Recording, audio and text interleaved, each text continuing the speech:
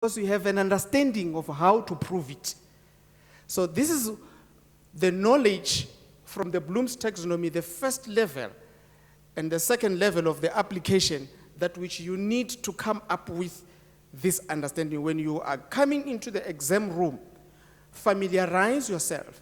You go to the previous questions papers and try to look for these different types of verbs that which you have used, and says, oh, these are the words that have been used here.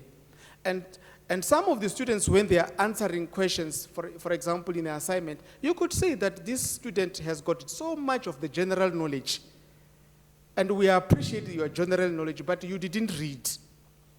And some, I call them, hey, why were you answering this question like this? No, it's because I am a teacher at school. I said, I am a former school principal. You can't tell me about curriculum. I know it from inside, outside. No, you can't generalize this knowledge. It is not right. No, I thought the other teacher told me that. It says, go and tell the teacher, please, let us read the textbook and answer this question based on what the textbook is talking about. It is that you have got prescribed textbooks? Yes. So use the prescribed textbooks so that you can have the knowledge which is applicable. In Shivenda, we say Ndialibu. I say thank you.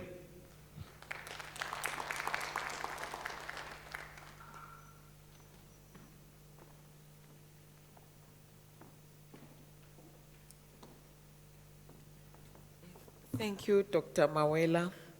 I think I am now going to take questions from the floor.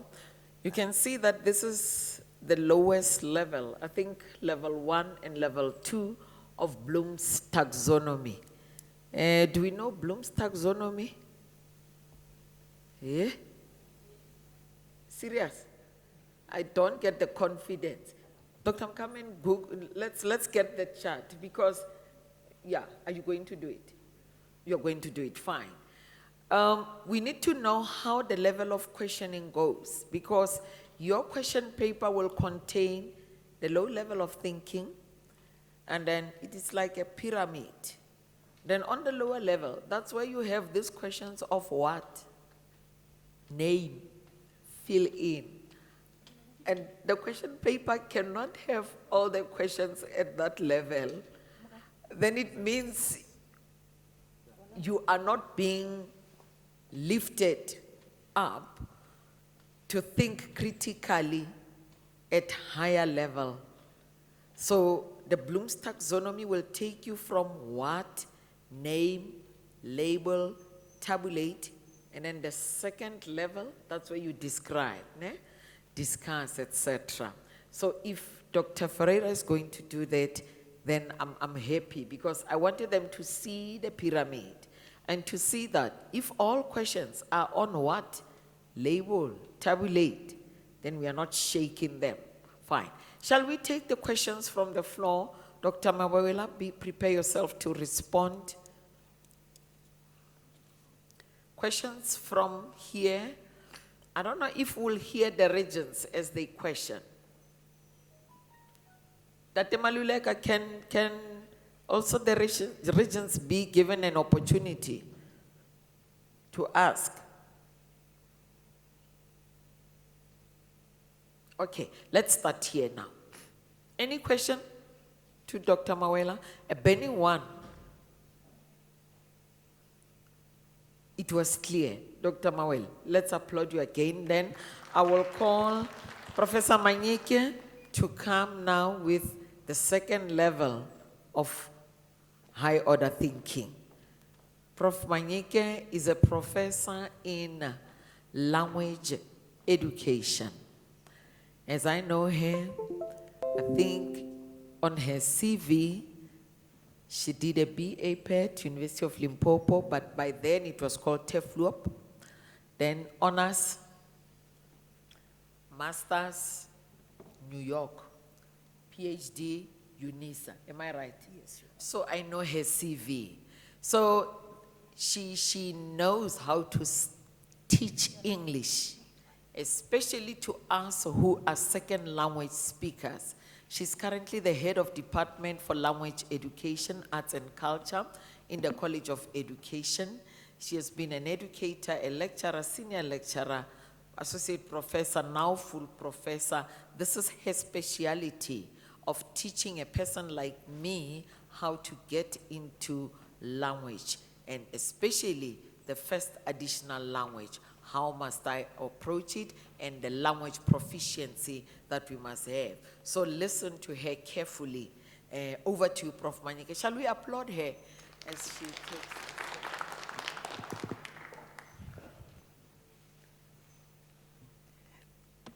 Good morning to Prof. Sebate, Prof. Mahano, my fellow presenters, and fellow colleagues and students. Good morning. Thank you. In my presentation today, I'm going to look at the first presenter, as you heard, talked about the first level of Bloom's taxonomy, which is recall, knowledge based, and he dealt with recall type of questions and how to deal with those questions. In my presentation, I'm going to look at the comprehension level questions.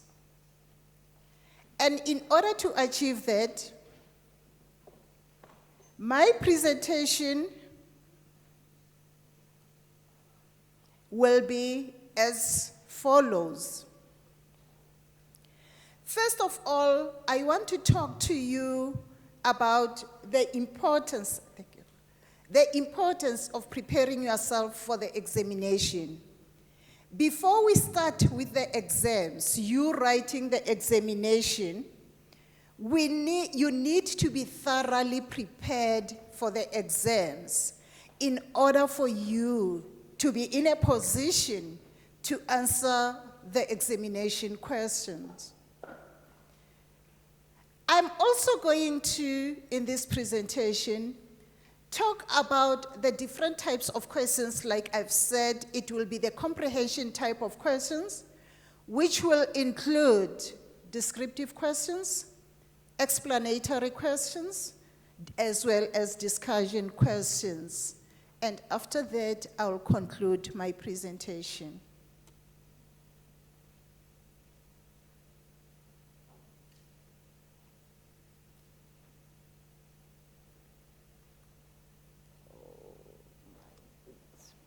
Hold on. I'm born before technology, therefore I struggle with this thing. I want to go back to the introduction, and something happened to my slides. Colleagues and our students, thank you very much. Okay, go ahead. Back. Okay, thank you. Yes, it's that one. Okay, no, thank you very much. Okay. As I've already indicated, it is very much important that you prepare yourself thoroughly for the exams in order for you to succeed in your examinations. Remember that as students, anything that comes easy, it also goes away very easily. So everybody that you see in life who's successful, these are the people who are working very hard. And you should also not be afraid of failure. In life, I always say, we don't only fail in exams, we also fail in our everyday life experiences. And failure, we don't fail because we are stupid. We fail because we need to learn on how to do things better in future.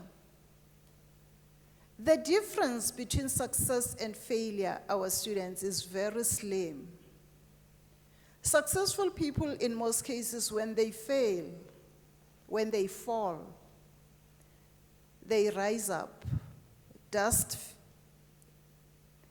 their feet, and continue walking.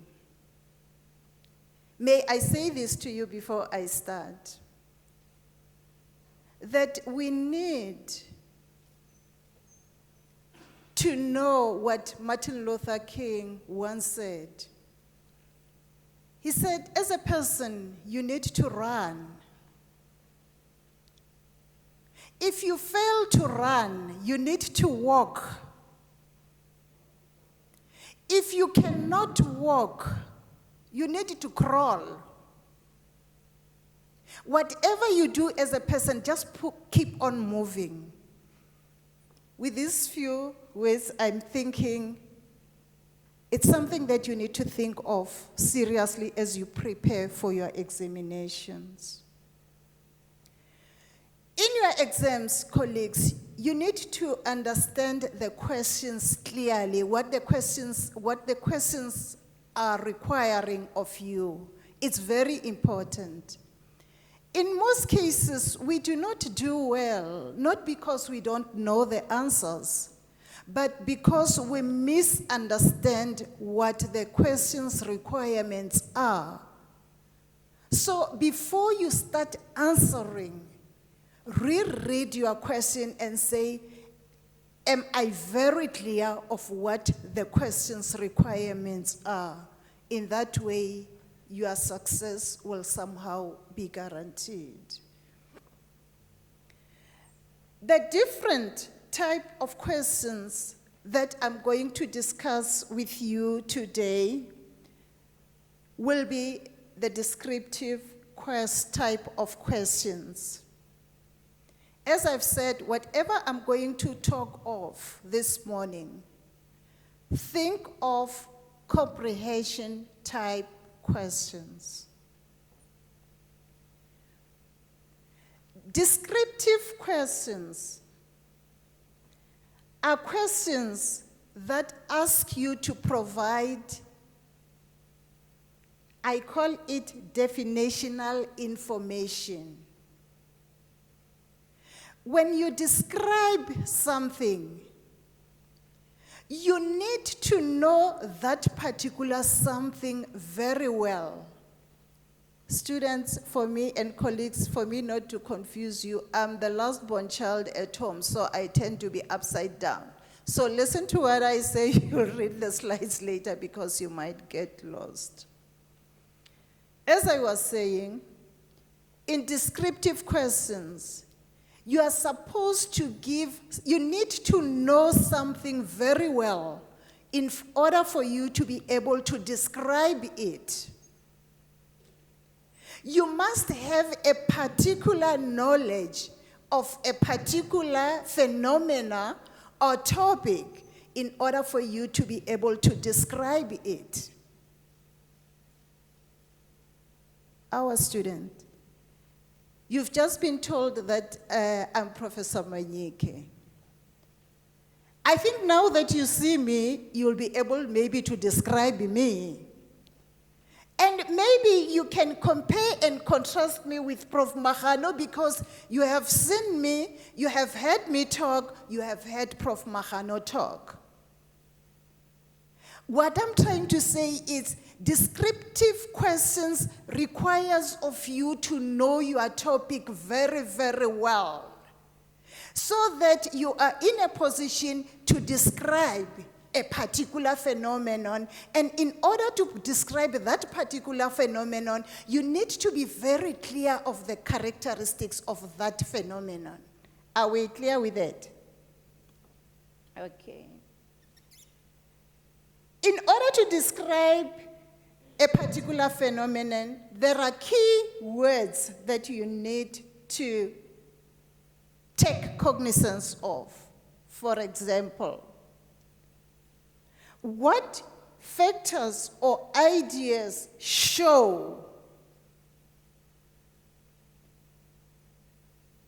How would you compare, as I've given you an example? Can you describe what is happening at the moment? These are the examples of descriptive type of questions that requires of you to describe, that requires for you, in order to describe, that you need to know certain characteristics. You need to have your facts ready in order to be in a position to describe something.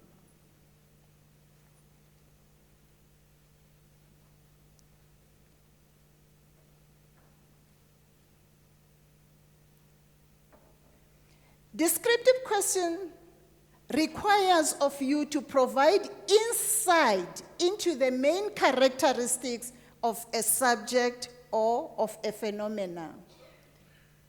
When you are answering descriptive questions, because you need to have facts in your fingertips, it is very essential that you be very objective. Objectivity is very essential in your description. Descriptive questions should be answered in a narrative form. Colleagues, the factual question label, you just say 1, 2, 3, 4, 5, okay? But when you describe something, you need to describe that particular something in a narrative form. Do you understand what I'm trying to say? When a question asks you to describe, you cannot tabulate, because you need to be in a position to work on that, to answer, to put your answer in a narrative form.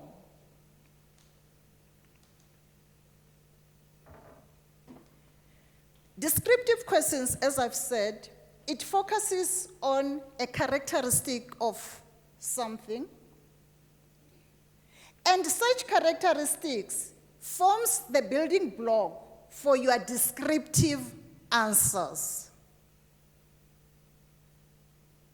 Do you understand what I'm trying to say, or should I explain it further? You do understand that you need to know, you need to have particular characteristics, so that in your discussion, in order for you to stay focused, in order for you to stay factual, you need to use those characteristics as your building block in your discussion.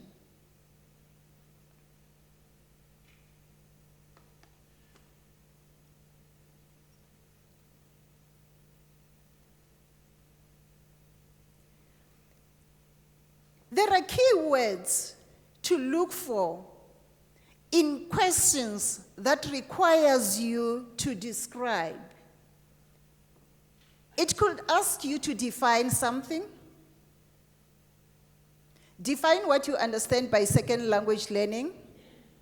Define what you understand by second language acquisition.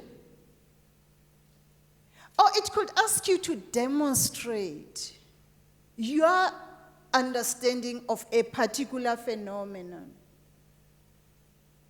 Or it can ask you to elaborate on something. Or it can ask you to explain, to illustrate, to compare, to clarify, as well as to contrast.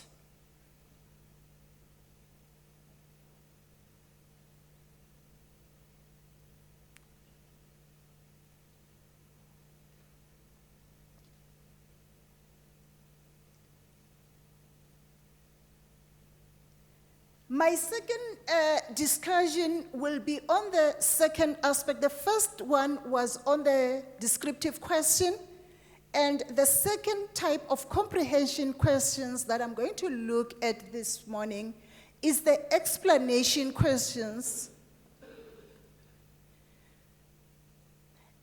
Explanatory questions requires of you to really have a good understanding of the topic and to clarify the topic.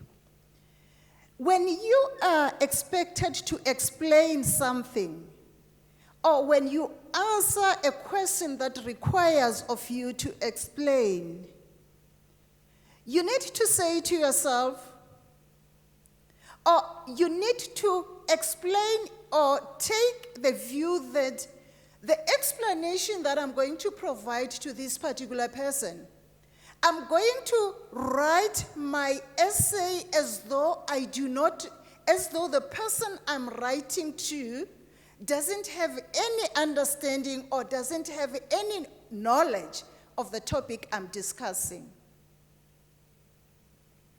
I'll make it very easy for you students.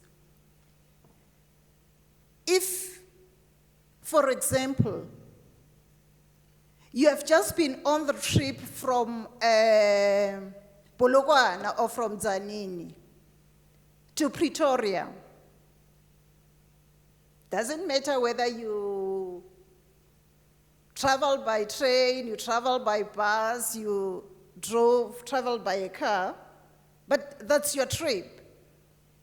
And when we explain our trip to somebody who is back home, you provide a detailed explanation of your journey because that person was never there, wasn't with you, right? So the same applies, or the same is required of you when you have to answer a question that requires of you to provide an explanation of a phenomenon.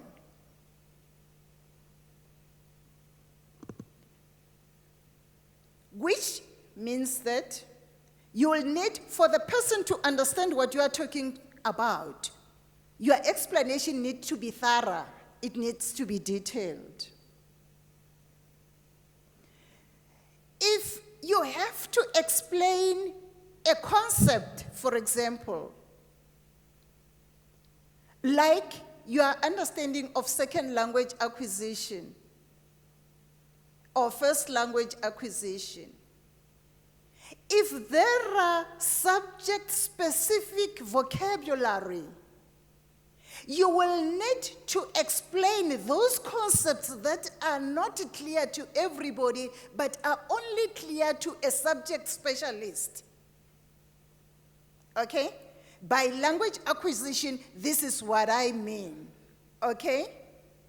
By basic communication skills, this is what I mean. Because these are concepts that are subject specific, that not everybody can understand. So when you are given a question wherein you are expected to explain, also explain the different concepts that you are going to use in your discussion in your answers.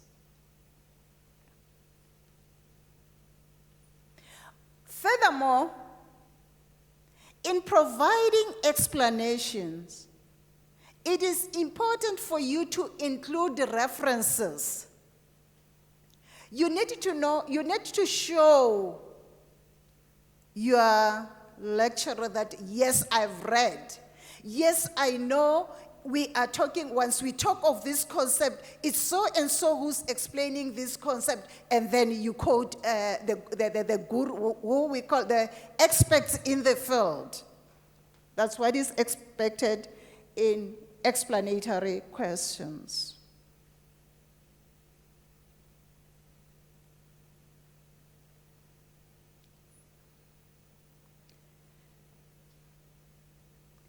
Important key questions to include in your discussion are the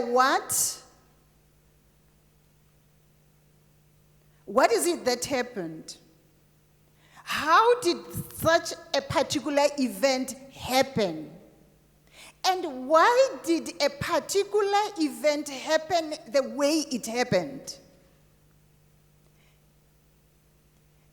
If you use those key questions, you will be in a position to answer your questions in a logical and coherent way. And coherency is of utmost importance in providing explanatory answers. Are we clear? Okay.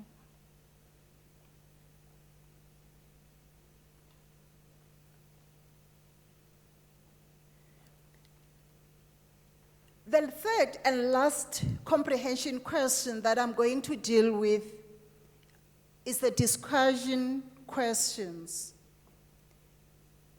Discussion questions requires you to provide in-depth answers. Okay, thank you.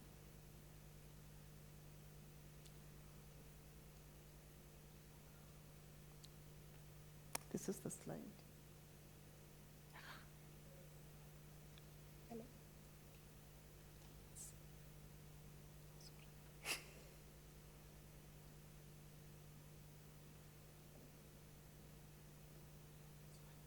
I'm on this one.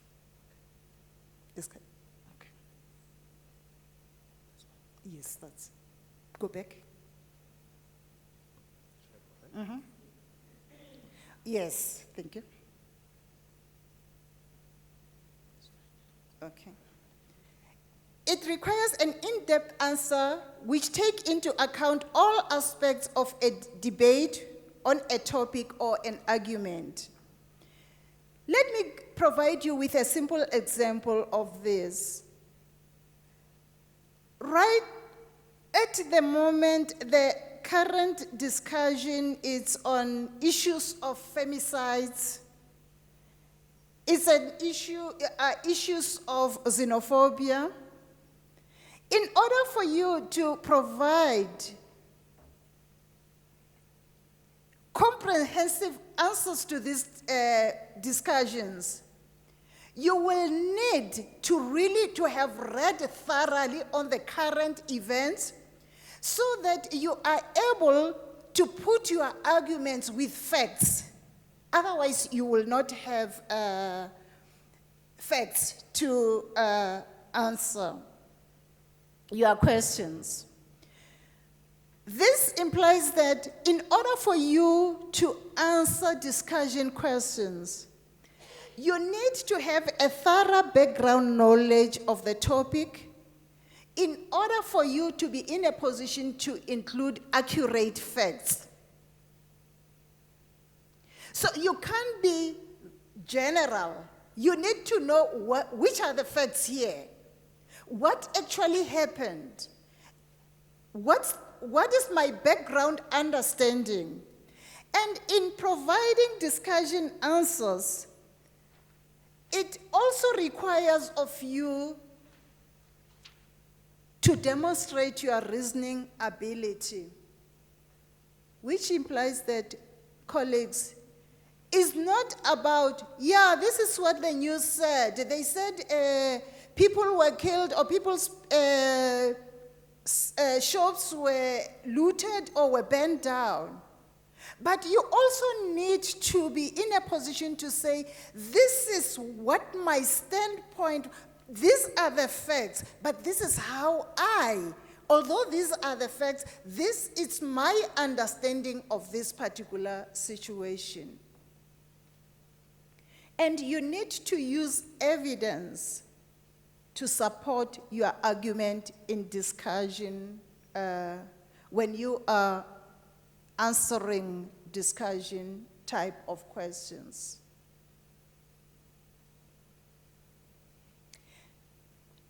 The key words to look for are as follows.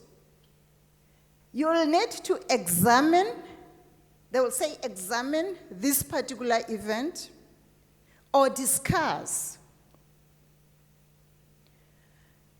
In order for you to answer discussion questions thoroughly and clearly, you need to understand what the question requires of you.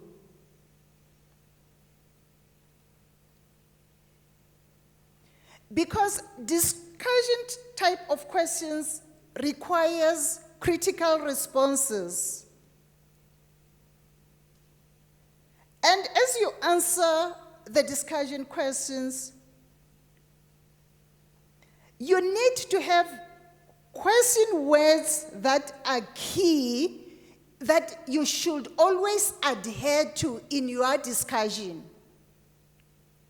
Look at the question, Look at what the key words are in the question asked, in the discussion question asked.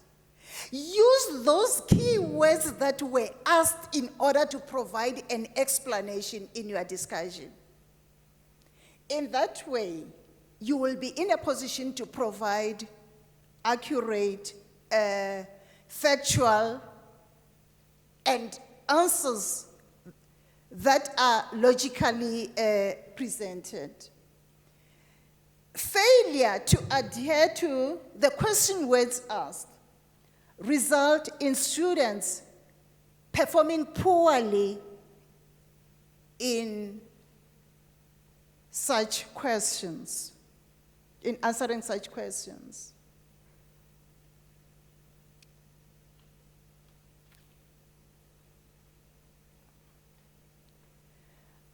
On this next slide, this slide, it's the same slide that the first presenter actually used on the type of questions that, the first level of questions which are knowledge questions, and the useful verbs that he already talked of, and I'll just list them again in passing and go to the next slide. He talks of tell, list, describe, relate, locate, write, find, state, and name. And the sample questions, it's what happened after, how many, what was it that, can you name the following, can you describe what happened, who did you speak to, can you really tell why something happened the way it was, find the meaning in the text, what is this called? Is this true or false? Okay.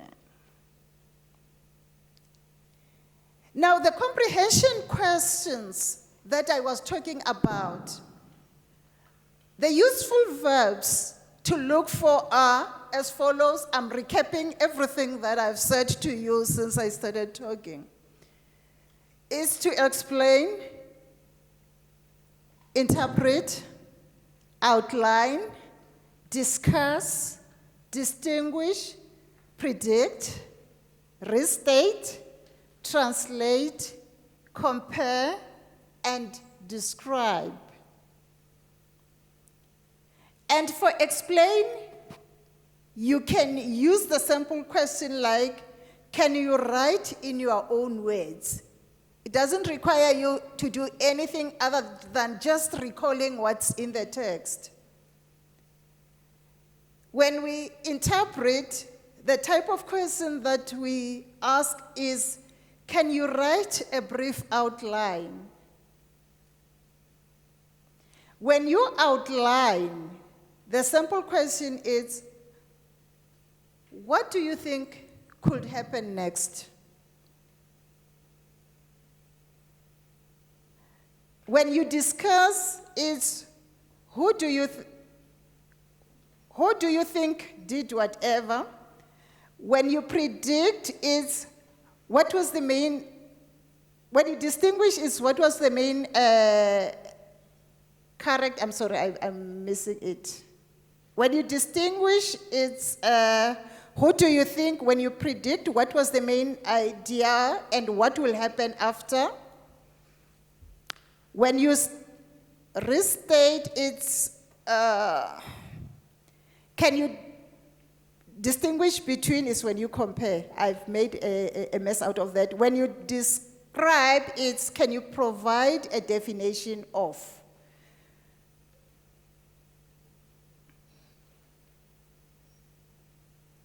I'm not going to discuss this because somebody is going to. I'm not going to discuss that.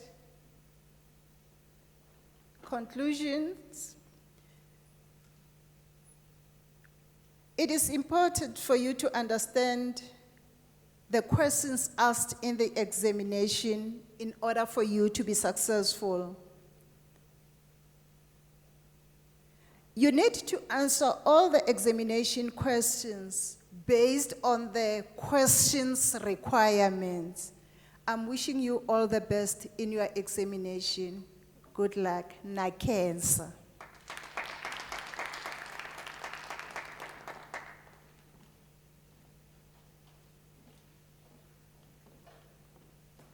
you, Prof. Mainike. Thank you for leading us in understanding how the discussion questions, descriptive, explanatory, comprehension, and the key verbs that we will get in the question papers. Students, the reason why we are doing this, it's an exercise that we took as a college to talk to our markers first. We had a big workshop on the 17th of September to say that as the lecturers of the College of Education, we care about our students. And from now onwards, it won't be business as usual, but let the marking be precise and let us think about the future of our students, and also the scripts will be quality assured.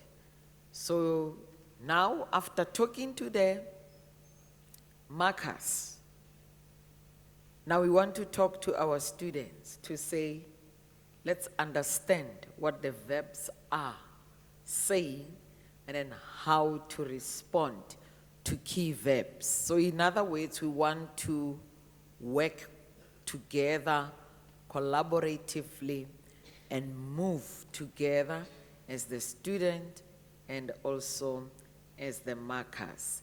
And I believe that this exercise, I'm happy that it is being recorded, will be able maybe to give even practical examples. When we say compare the education system of Botswana and South Africa, just citing an example, there won't be such a question, and say, Prof. Mahano was giving us tips, and this question, she said it will be out, but I'm surprised it's not there. So when you compare, you must be in a position to state, maybe you'll say in Botswana, this is what we have. In the foundation phase, this is what is happening. Whereas, you know, it's a comparison. Whereas, you will say, in Botswana, this is what we see. Whereas, in South Africa, now you are bringing the narrative in a comparative mode. When you compare the education system of South Africa and that of Zimbabwe, you'll be saying from grade 1 or grade R up to grade 12 in South Africa, this is happening. We see that the focus is more on the academics. You are expected to study commerce, the social sciences, the sciences, pure sciences, but the technical aspect is not there. Then you'll be saying, whereas in Zimbabwe, at Form 1, we see that there is an introduction of, and students are not only doing the academics, but they are also doing the technical subjects. They have sewing, they have gardening, they are doing physical science, but physical science, there is also the other subjects that have skills. That's a comparison. But now don't write a big paragraph of saying, we see in South Africa, we do this. And then from there, you move now to Zimbabwe. And in Zimbabwe, you're not comparing anything. You're just giving us stories in different paragraphs. Do we get the story now? Ne? It's a fact and it's equivalent. A fact and it's equivalent. So you are comparing. You say, oh, this one's do maths, physics, biology. Amen. And then whereas similar grade 12s or the O levels, this is what is done in Zimbabwe. They have physical science. Coupled with that, they have agricultural science. They do go to the fields. They plow. They apply the scientific of how is the soil science, what must I put in the soil, then this is what I do. We won't talk practical questions because you'll think we are giving you tips. No. We are trying to guide. When we compare, it will go this way. When you distinguish, it will go this way. So this is how we need to, and then restate, it doesn't mean regurgitate. You're going to memorize the whole paragraph of what is pedagogy. Your nerves you'll have a nervous breakdown. Don't memorize. As you restate, it will be in your own ways, but showing the understanding of what is andragogy. Then in that way, when you say andragogy, it is the science of teaching an adult learner. You didn't memorize what is in the study guide and then you keep it as it is with the commas and the full stop and say, I know it is on page 3 of Professor Waloi's study guide. This one I will get it. No, but say it in your own words. What is andragogy? What is pedagogy? Then you restate it in your own words. I think, colleagues, so far, any question to Prof. Manyeke? I was trying to get the key verbs so that we know how to answer. Questions from the floor to Prof. Manyeke. I want us to talk. What do you mean by, if you say explain? Yes, this is what we want. Prof. Manyeke, the platform is yours. Respond before we call. Morning. I just wanted to, my name is Kulufelo, studying BED. I just want an advice on how to approach poems and novel questions with the high, I clearly think there's a difference between the English we learn in high school and the English we learn in university.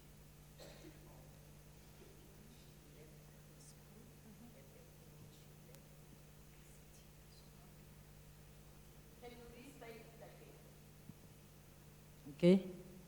I wanted to ask, I think there's a difference between the English we learn in high school and the English we learn in university. I just wanted to know what is your advice on approaching poems and novel questions?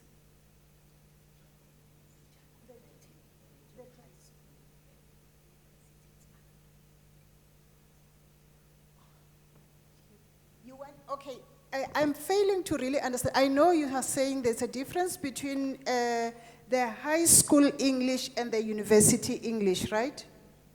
And now your question is, how do you approach it? Okay, I think what we need as students, it could be that you need to have academic writing classes, okay?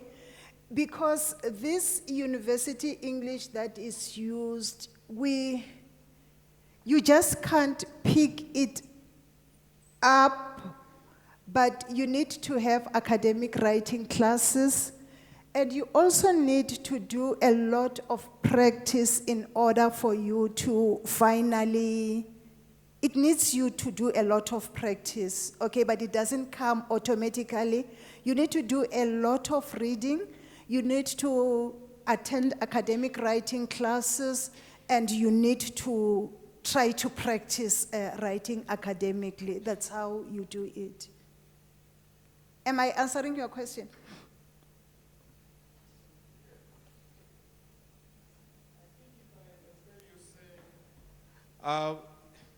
The English that which you often at secondary level and the one that which we are using at the university level, it depends on the module. So I think the jargon used in a specific module is the thing that which you need to understand.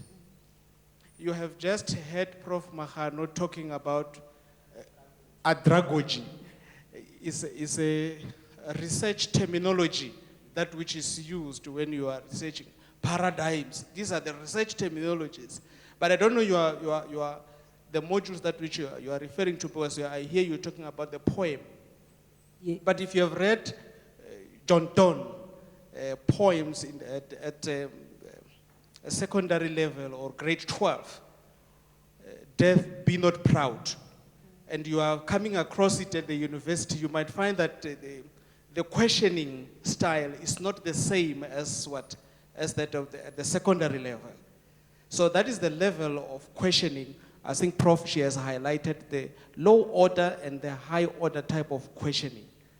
So you need to understand the jargon used at the secondary and the one that which you are using here at the university level, so that you can be able to answer poetic questions or any literature review type of questions that which you are coming across at the university level.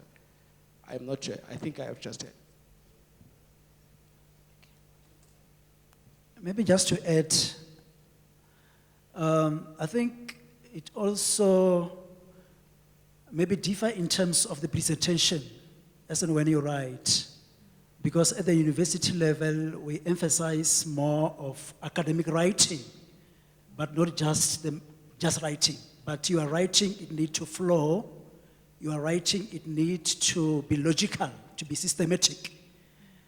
Whatever topic that you are writing about, definitely you need to write about that topic, but nothing else. When you are in a paragraph, we need basically to see your introductory sentence in your paragraph. In your paragraph, we need to see the paragraphs being linked into one another, but not one being isolated to each other.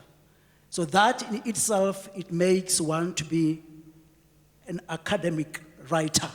And that's basically what we want at the university level. At school level, yes, it's also emphasized, but I think the degree in which it's emphasized, it is not much more as being at the university level. Thank you. Another question? Okay, you're fine. Okay. Okay, yes. All right, thanks. My name is Leocha. Prof, can you please go through your key verbs again? Because I managed to get the explanation, interpreting, predict, compare, description, and outline. The other ones, I didn't really get them. Can you please go through them again, the key verbs, please? Thanks. Okay. You've got wait. Okay, hold on, let me go back so that you are able to give you those. Hold on. You explain, right? Interpret, outline, discuss, distinguish, predict, restate, translate, compare, and lastly describe.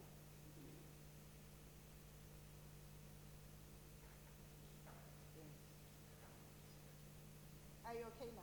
Yes. Okay.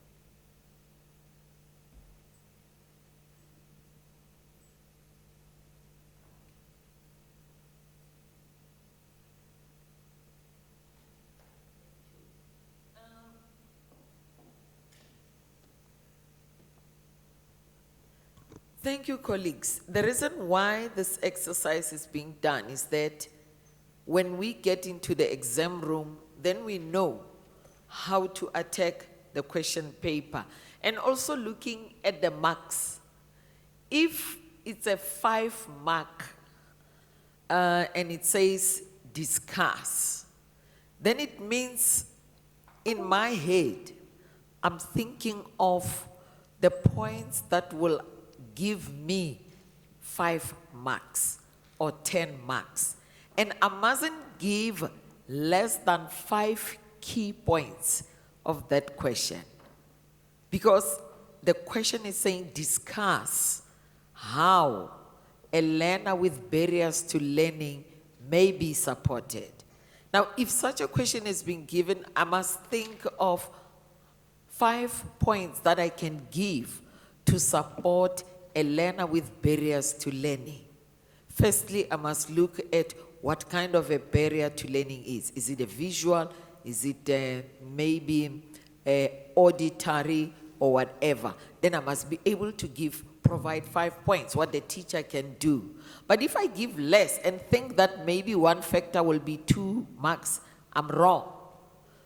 Then I'm going to get even lesser in the exam. When it says 10 marks, then in your discussion, think of 5 key, but don't tabulate. It says discuss. And when it's discussed, the sentences must link. It will be in a learner where, in a classroom where there are learners with barriers to learning, the teacher will first have to identify the types of barriers to learning. Thereafter, full stop, ne? Barriers to learning, pent, full stop, kudlo. Thereafter, you are connecting. You are using connecting words. Then, each barrier to learning must have a supportive mechanism, such as for learners with visual impairment, For learners with auditory impairment, For learners who are dyslexic, I'm not giving you a question paper, I'm guiding. You can go out for tea. Then we'll come back after, let's say, 10 minutes. 11:05, we are here, we have 2 more speakers. So be able to connect the sentences. Tea break, 10 minutes.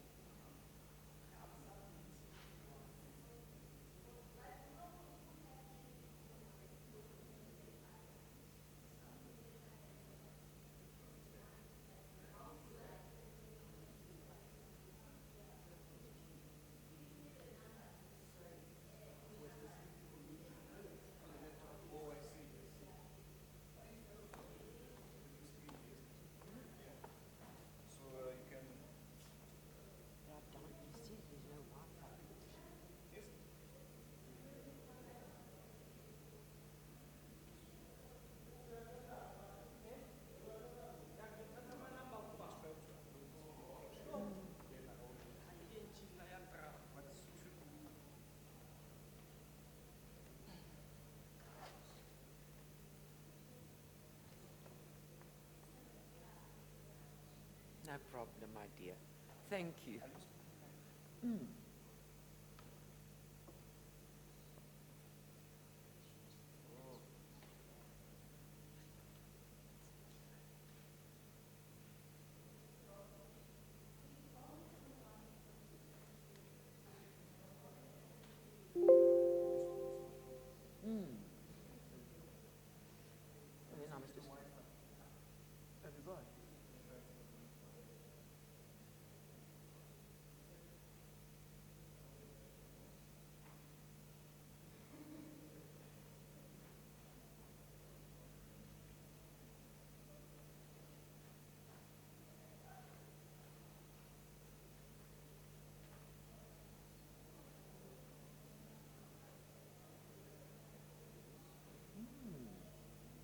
And then remember, I'm going to try and go back to my PowerPoint. That's what was it.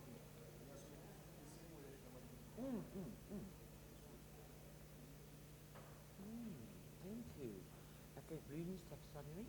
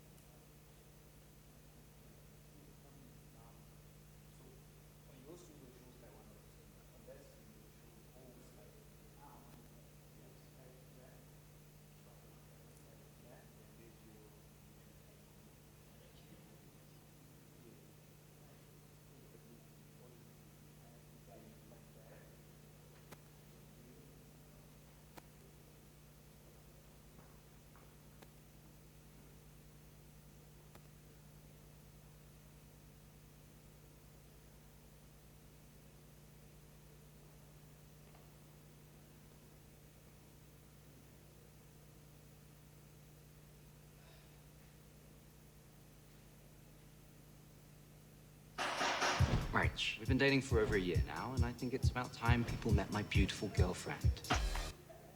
Bloom's taxonomy is a toolbox that teachers or students can use.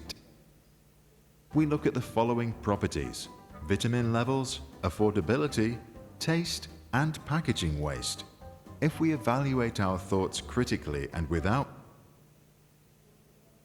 box that teachers or students can use, Bloom's taxonomy is a tool.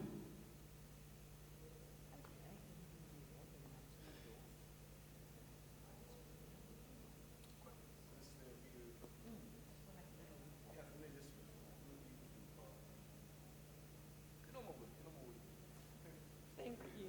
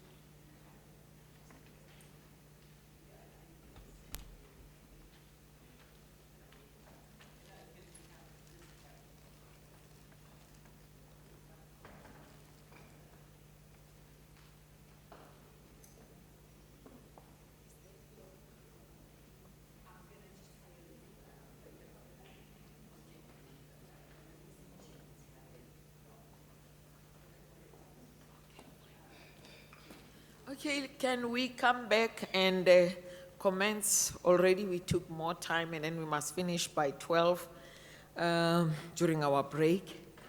Can we all maybe take our positions, those who are outside? Can we come in and welcome Dr. Cheryl Ferreira, who is a psychologist in our Department of Psychology of Education, a very good teacher, and I believe that we are also going to gain here. And from morning, we heard from Dr. Mawela. This one is a lecturer for assessment. We got it because he was focusing more on assessment.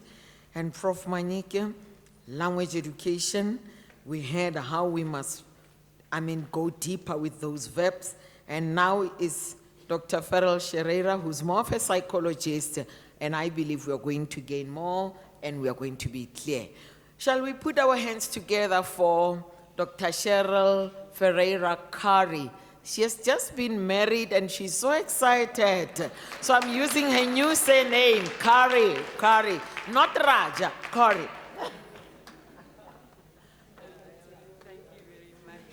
Oh, sorry. Yes, I'm curry like in curry and rice. Good morning, everybody. Nice to be here, and I've got some visual aids. I want to try and be a teacher today again, proper teacher. Okay, there's something I just want to start off with.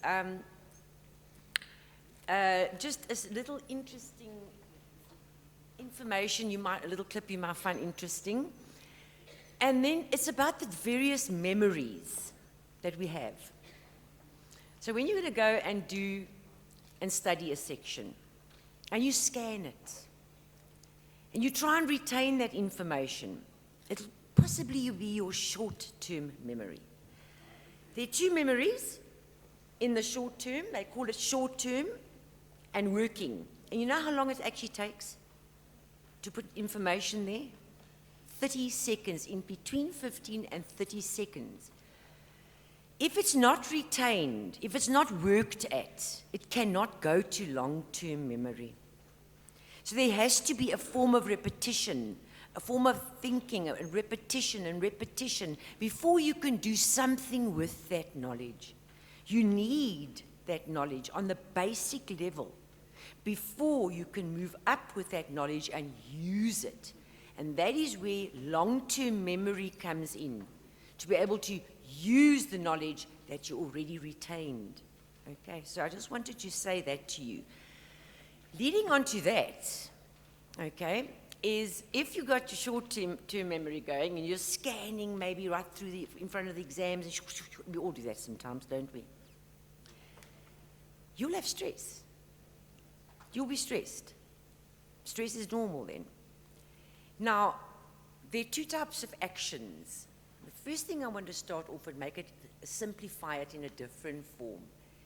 You woke up this morning, you've got a child, let's say, or with your husband, with your boyfriend, your partner. You woke up in the morning, and my child did not pick up his clothes again. In my head I'm so angry. I could just see these clothes on the floor. Now I'm telling you, energy follows thought. And that's scientific, and I'll prove it to you.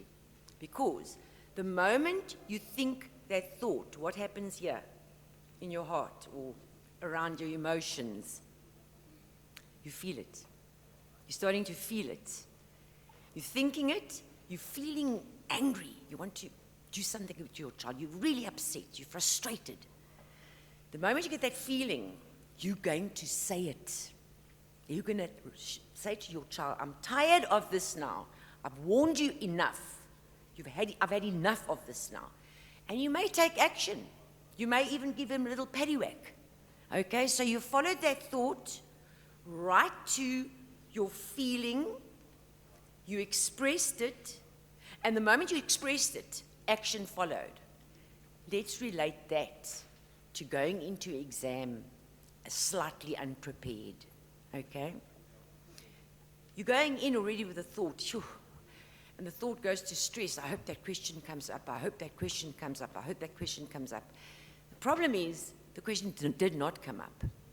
So ultimately, you are sitting here with getting a very low mark because from your thought, as you went in the morning, you got the stress, you may have even said it to a friend, I'm quite nervous this morning, I'm quite nervous, and then the question doesn't come up, action, you fail. The other side of it, if you get it into your long-term memory, anything, just get it into your long-term memory. You will go in with all these lovely thoughts, I understand this, and that one question will come up, and that question will come up in your mind, that assignment question will come up, and you'll start, I know that, I know that. You're going in with quite a good feeling, okay? You even be able to express yourself very well. Maybe your language is even better because you're feeling confident. And the action out of that is that you will pass very well.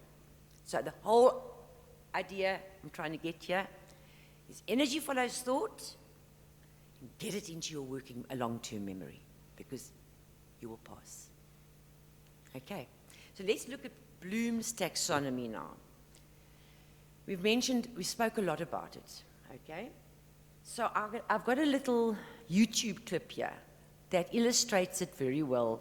It's an animation form, and let's have a look. Box that teachers or students can use to classify and organize learning objectives. Its most popular version is based on the cognitive domain and assumes that learning should be structured from easy to difficult in the following 6 steps. 1. Remember. 2. Understand. 3. Apply. 4. Analyze. 5. Evaluate. 6. Create. On the first level, we learn to remember. There is just rote memorization and recollection of facts without much understanding. For example, if we learn about lemons, we want to remember the name, shape, color, size, and that they are sour. Once we memorize these essentially meaningless facts, we move to the second level of learning. On level 2, we learn to understand. We begin to decode information and learn that a lemon is yellow when it's ripe to eat, and if we take a bite, that it's really super sour.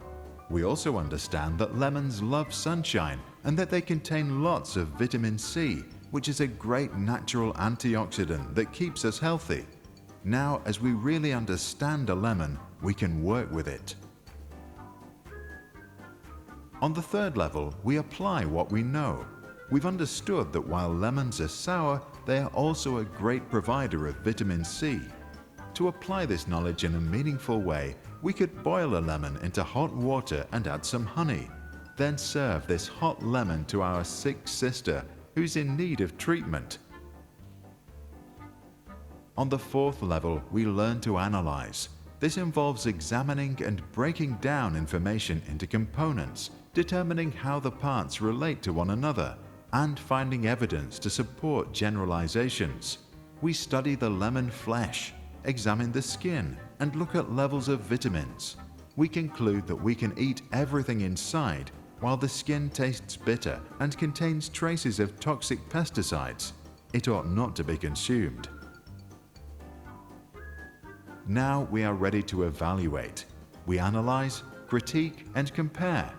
To evaluate our lemon as a good source of vitamins, we compare it to other sources, such as oranges and supplements. We look at the following properties: vitamin levels, affordability, taste, and packaging waste.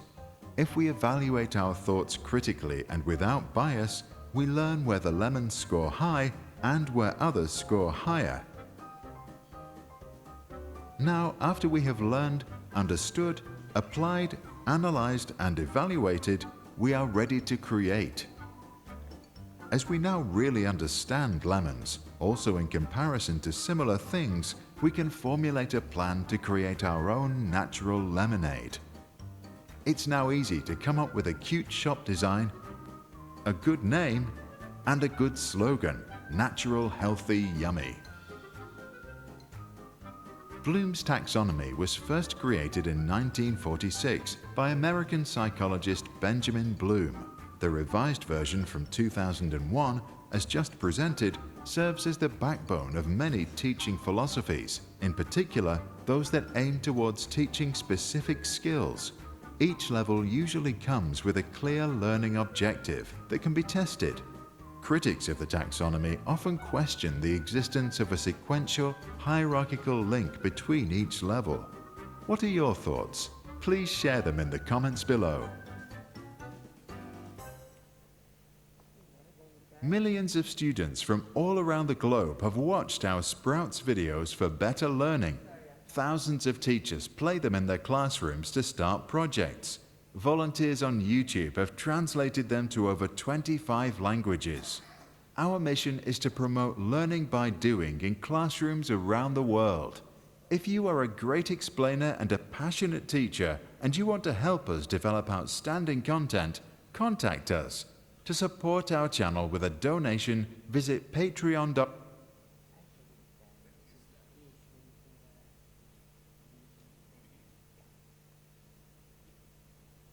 Okay, now,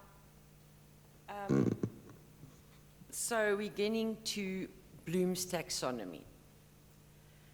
Again, as you say, it's not always easy to clearly distinguish between those verbs, because some verbs can be used on a higher order level thinking, where it also presents itself on a lower order level thinking. I think the most important thing is to look at the various colors and what each key word, each key verb says.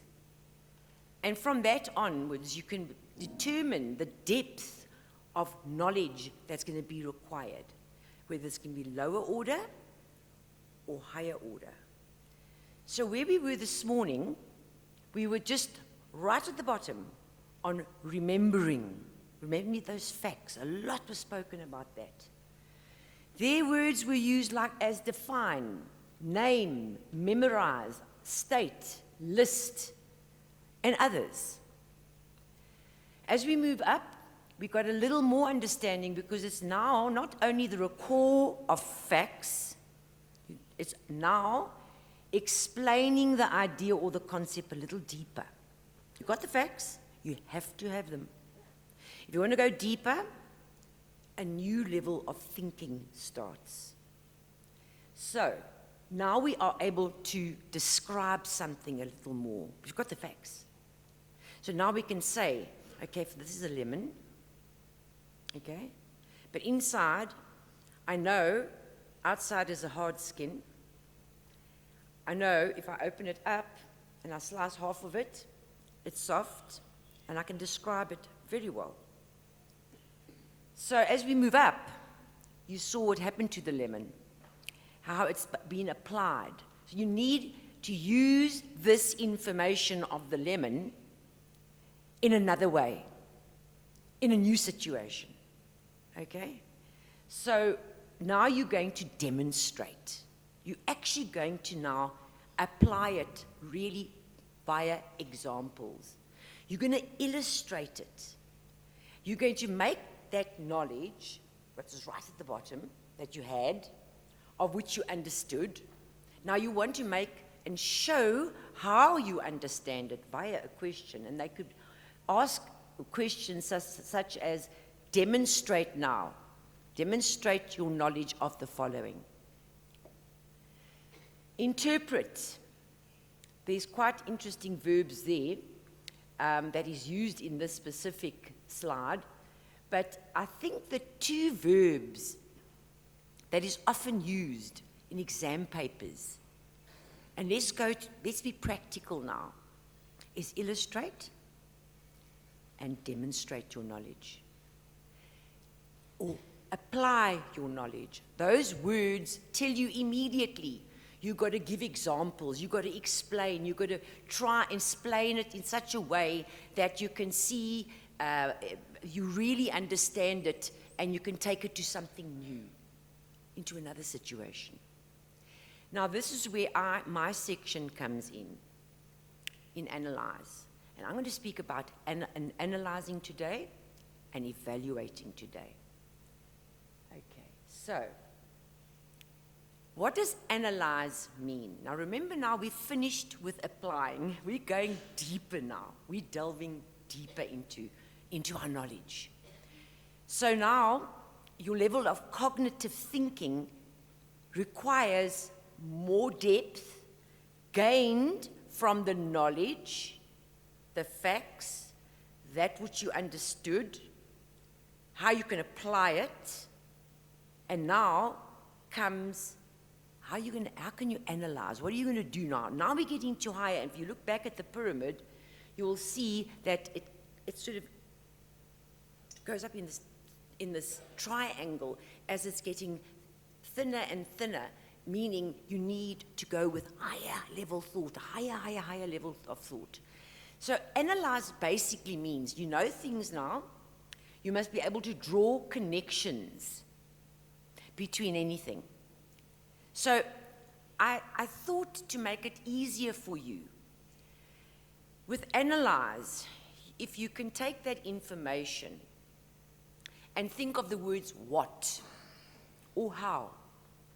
So, all right, what is this? It's a lemon and it's a nachi. So now I'm going to analyze the two. Okay, let's look at it. So I've got to compare the differences, okay? So by analyzing, I'm looking at both of them, and I'm seeing yellow, orange. What is that, similarity or difference? If I say fruit, what is that? If I say citrus, what is that? If I say sour, if I say sweet, if I say tree, grows on trees. Now, this is the most important thing about comparing. We're analyzing, you're thinking, looking at the parts, and comparing literally means looking at differences, but also similarities. Now, I've often seen in assignment questions, and specifically in exams, that when you say the word, what is the difference between a lemon and, let's say, a nachi, you only work, or you say distinguish, that's the word you use a lot for higher order thing, distinguish between these two. Normally you think of the differences. Always remember, you cannot get full marks then. You've got to look for a similarity, because that's what the word really means. That's where you're going now, in depth of thought. Bearing that in mind, let's have a look at the type of words that are used in exam papers, okay? To get you to analyze two things. So these are the words that I find often in papers and assignment questions, and think for yourself if you've seen these words either in an exam or an assignment. Differentiate. Have you seen that word? Have you? Have you seen the word distinguish? Have you seen the word examine, inspect, look closely? And have you seen the word discriminate? That sounds quite a big word, hey? But discriminate also has meanings of looking deeper and analyzing. Let's have a look. Discriminate. So what are other words for discriminate? Now this is where we got some, where the lines get a little blurred. In other words, you'll find a word like tell. Then you'll think that's easy, because telling is like naming. Why is tell the same as a synonym for discriminate? But all these words must have one thing in common. Is what is the difference? Distinguish. The similarities and the difference. So when you hear even the word discriminate or see it in an exam paper or an assignment, always remember that it has this, comes from analyzing, high order thinking, and what is required from it. So let's look further. Let's now distinguish between the orange, sorry, this is supposed to be an orange, see. Okay, this is an orange, this is an orange, between a naartjie and a lemon. Okay. Both are fruit. They're citrus. They grow on trees. However, I can say that this is the orange, see? This is the orange. I can say this naartjie orange is sweeter. I can say it's much easier to peel. I can say sweeter, again. I can say it's softer. I can say if I open it up, the little wedges are hairy, more hairy than this one. The smaller they are, the sweeter they get. I can say this one, believe it or not, actually makes a more refreshing drink. Have you squeezed your lemon in water? A little bit of lemon in water, I make it with mint. It's very, very refreshing. This one, you can serve hot and cold. You can actually make a medicine out of it. Got flu? You make it warm, you drink warm lemon. Even get medicine to say, made lemon, what is it, for colds. Isn't that right? And another thing, if you drink this in the morning with some water consistently, you can lose some weight. Yep, and what about this one? This will make all the sugar and your blood sugar like rise if you have too many of these. I'm trying to show you that they're both fruit, okay? That's what you must think. But if you take it deeper, there are huge differences. And I will even show you, I tried to cut another lemon, and I couldn't get it right this morning. Look at that, okay? But this is a lemon.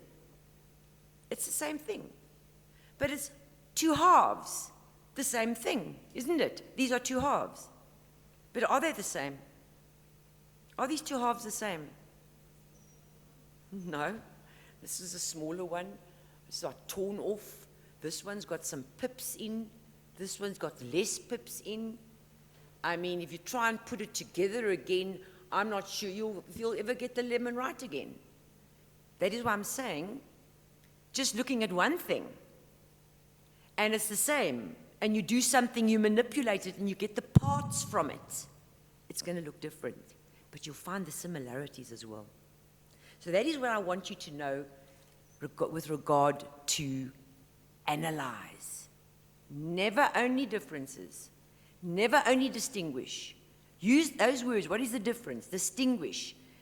All those words, as I mentioned earlier, differentiate. Sometimes the word examine comes in, okay? But the thing that I know most of my students forget is mentioning the similarity as well. Is that clear to you now? Now let's move on, okay? I'm going to go back now, and we're going to go now back to Bloom's taxonomy, all right? Now I'll have a look at it. Remember, all those facts you need to know. If you go into that exam room and you're going to get analyze or going in the higher order thinking, and you don't have those facts, you will do very poorly in a question like that. And they constitute a certain percentage of questions as you go higher in your degrees, like when you get your honors, that a lot of the questions will be higher order thinking. So let's have a look. Now we're moving up from analyze to evaluate. And this is where the interesting part comes. So we said that analyze, you can more say what is the difference, how is this different from that. It's more the what and the how you can link to analyze. But evaluate, you can think of why, the why. But the interesting part about evaluation is there may not be a right or wrong answer. It's your choice now. But you must have depth of knowledge to still understand, evaluate, analyze, and stand back from a situation and say, I have chosen this lemon. above this orange nachi. I've chosen this lemon, and I've got to give very good reasons. I've got to justify why this lemon is better than this. Alternatively, another student can take the same fact, but you must know what you're talking about now. You must know, the depth of knowledge in evaluate is that there could be a right, it could be right, but it could also be wrong. You're standing back now and you're observing, and you've got to justify and defend your argument. That's the difference. You cannot just say, I evaluate this, I can see a difference, I'm observing it, I can see the parts and keep it analysis, I can see the similarities, I can see the differences. No, now you've got to take it further. You've got to stand back and say, I choose the lemon above the orange for a good reason. And these are my reasons, okay? Again, if I look at my lemon, I love the color of yellow. Yellow is beautiful. I prefer yellow to orange. It's makes a refreshing cool drink if you put a little bit of juice in water and nice and cold with some mint leaves in. It's very refreshing. And this lasts longer, okay? Same with this one. It's sweeter. The color, I like orange. Orange is good because of the following reasons. Whatever you want to say, it's easier to peel. The wedges are softer. So you've got to actually give a reason, justify. You must see yourself as a judge now. You're justifying, you're weighing, you know, the scale, the balance of the scale, and you saying it weighs heavier for you this way. But can you understand, in order to do that, you're going to have facts. You've got to remember them. You will have to understand them. You will have to be able to apply them. You have to analyze it completely and break it apart, look at the similarities and differences. Then only you can stand back and evaluate it. Okay, so not this way, all right? Is the following statement true or false? Oranges are sweeter than lemons. Answer, false. Why? Because it's not true. That does not work that way. Okay, so you do not answer in that way. You justify good reasons why it should be that way. And I don't know how to get this off. Okay, thank you very much.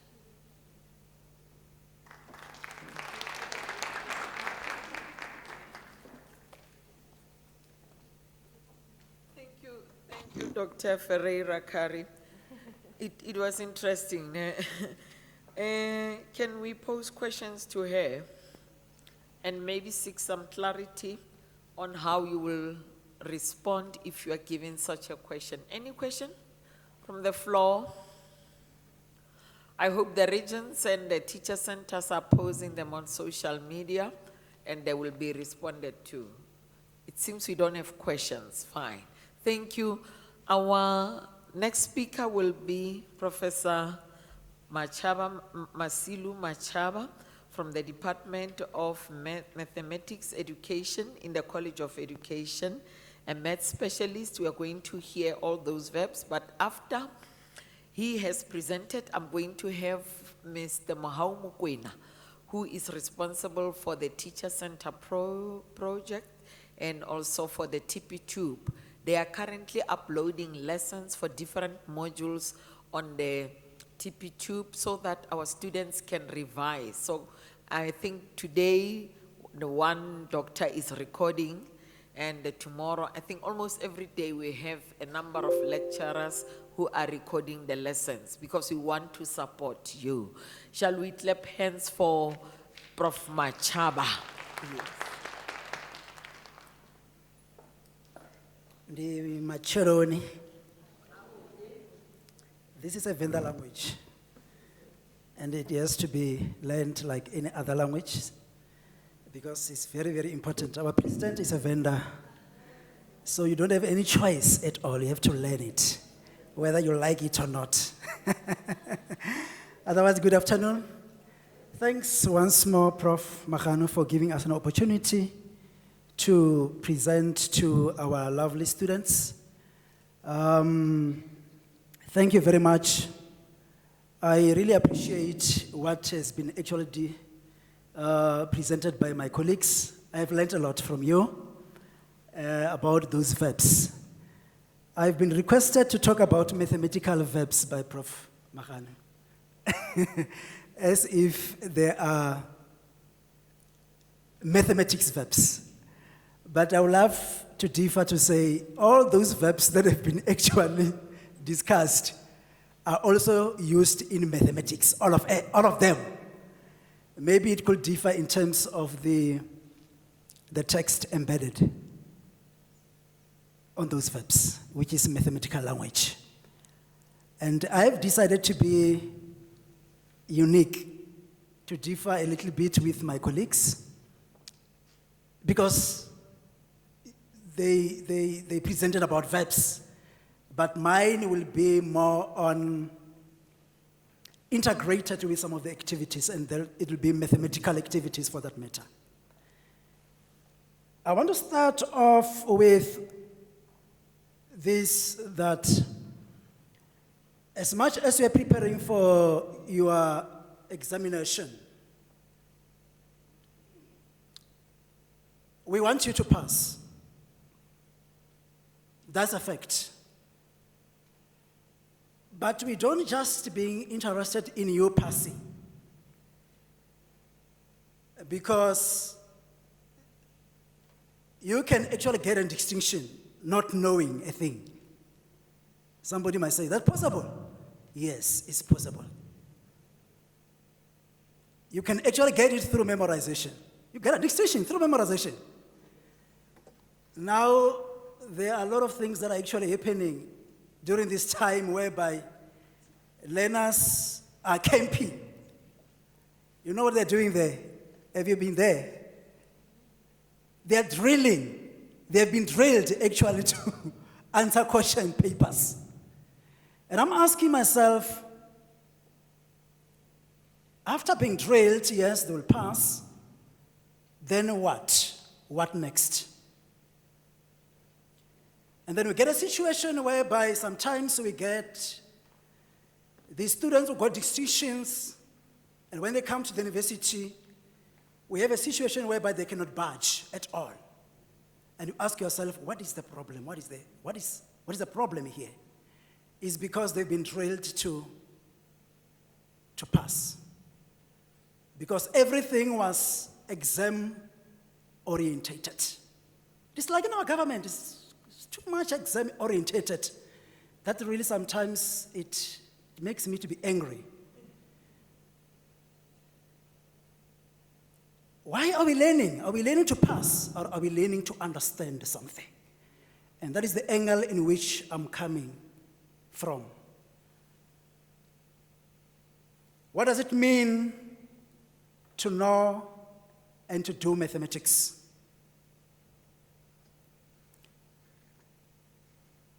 Although in my talk I will be focusing much more on mathematics, but you can replace the word mathematics by geography or history. It's up to you there. Because some of the things that I'll be talking about will be very much integrated to some other learning areas. Mathematics is very much interesting subject because I regard it as a science of pattern and order. So, Prof. Magano, when you see something in a pattern form, that is mathematics. When you see something in an orderly form, that is mathematics. You see, we are seated here in an orderly form. I can come up with some mathematical conjectures or the mathematical concept based on our sittings. When somebody's dancing and is in his dancing or a dancing, there's some pattern.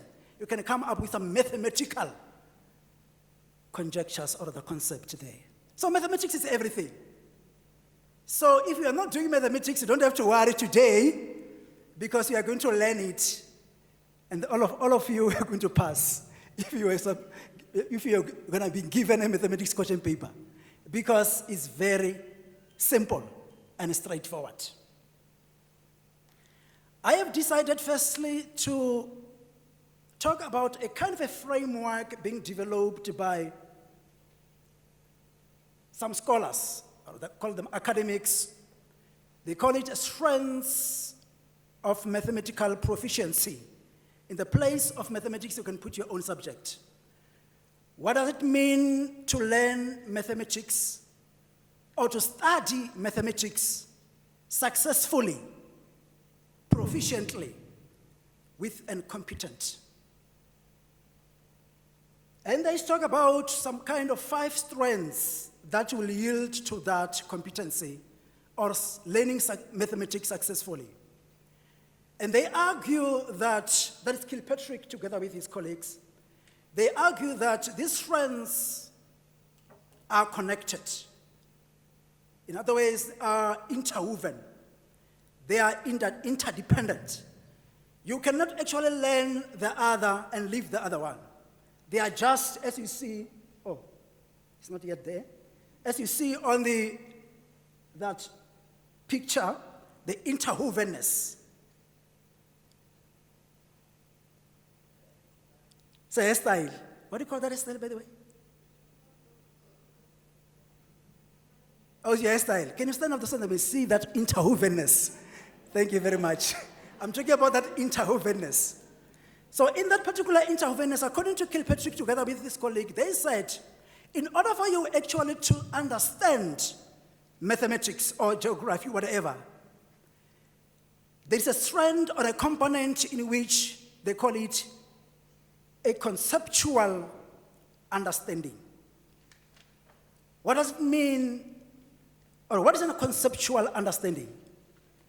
A conceptual understanding is a comprehension of mathematical concept, or geographical concept, or English concepts.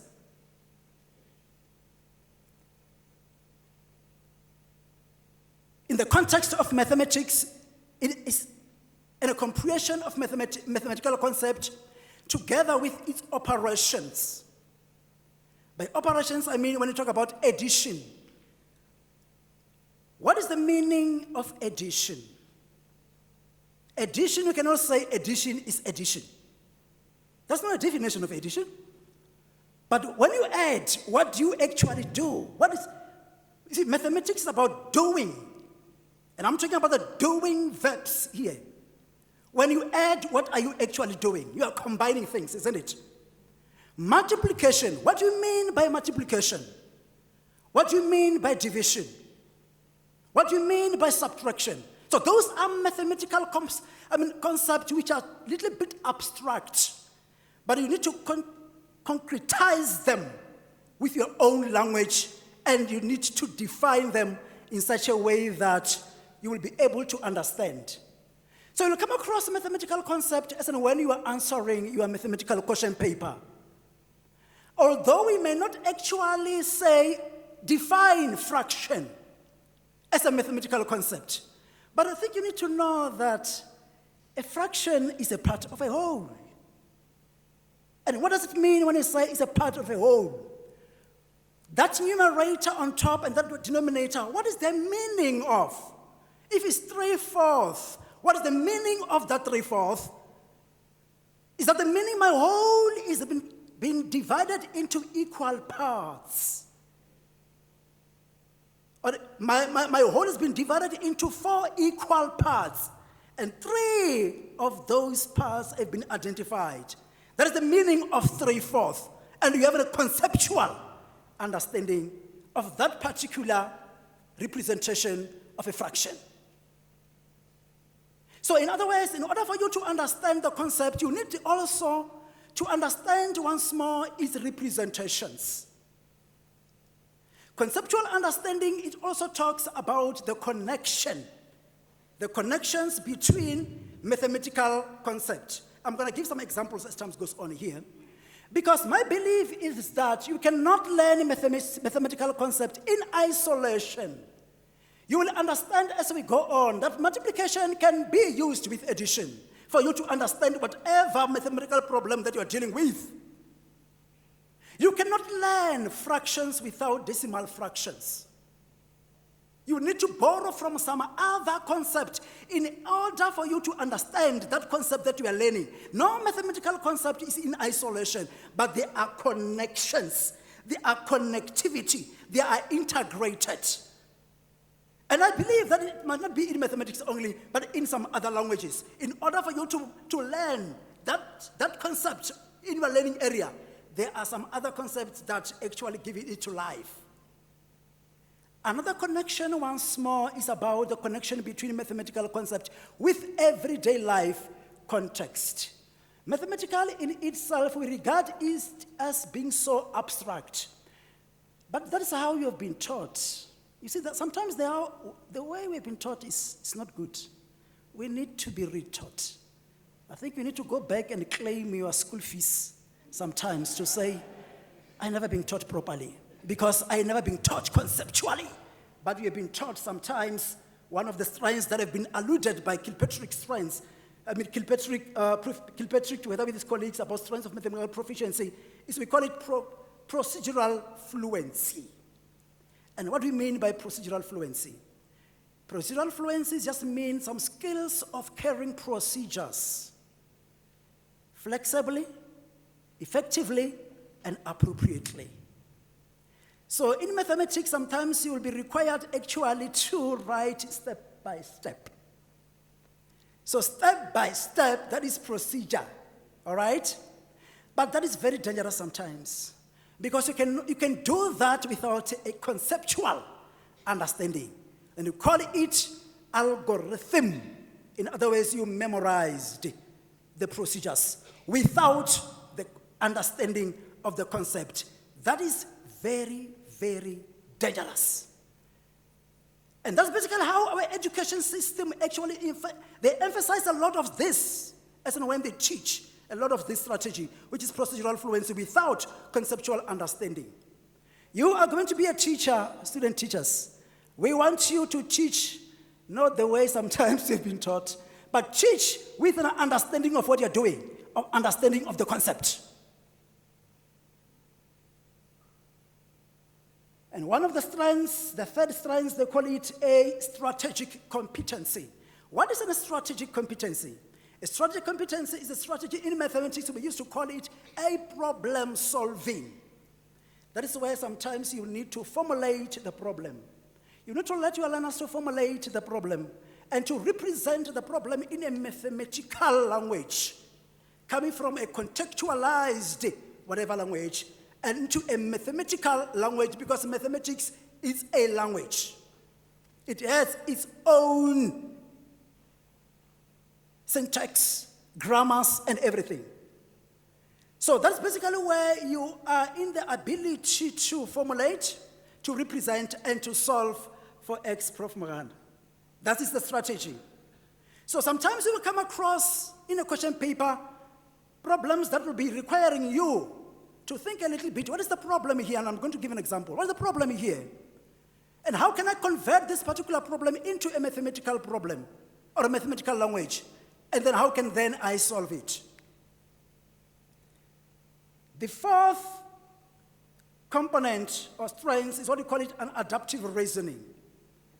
Metacognitive level. You give a justification or an explanation of what you are doing. You justify in each and every step that you are writing. Why am I actually writing this? Why am I giving this response? Why am I saying 2 plus 3 is equal to 5? Why? If I'm asking you that question, why? You cannot just say, because I've been told that 2 plus 3 is equal to 5. I need a little bit more on that. You can try to analyze, as Dr. Ferreira is saying, that 2 has been made of 2 ones, and we have got 3 ones, and whenever I add them, they give me 5 ones. Then you are giving me some kind of justification that I want. So whenever you reach this particular strength, we need more of justification, more of explanation of whatever that you are doing. Metacognition, the reason whatever that you are doing, give some kind of a reasoning behind it. It could be inductively reasoning or deductively reasoning. And in mathematics, we use both reasoning to say, I want to justify actually my assumption, my statement. If I'm actually saying, if I add, for an example, 2 odd numbers, can you add 2 odd numbers there? I think you've been in sub A. If you have been in sub A, you know odd numbers. Can you just add 2 odd numbers? I'm giving you a homework and instruction. Add 2 odd numbers. Okay? Okay, can you get another one again? Just get 3 of them and just add them, and then give me some conjecture that you'll come up with there. Okay? So you will realize that whenever you add any odd number, or you subtract any odd number, it gives you what? If you add any 2 odd numbers, they give you an even number, isn't it? That's not a conjecture that you can come up with. You've never been taught that, but you investigate, you explore that, and you will never forget whatever that you've investigated and you've explored. Never. Whether you are in an exam, raining or not raining, but you will never forget that, because you never memorize that. All right? So that is basically some adaptive reasoning. The last one is what we call it a productive disposition. What is a productive disposition? According to Kilpatrick et al., they are arguing that for you to have a productive dispositioning, you need to have all these 4 strengths. You need to be having conceptual understanding, procedural fluency, strategic competence, and adaptive reasoning. Is then that you'll have a productive disposition. What is a productive disposition?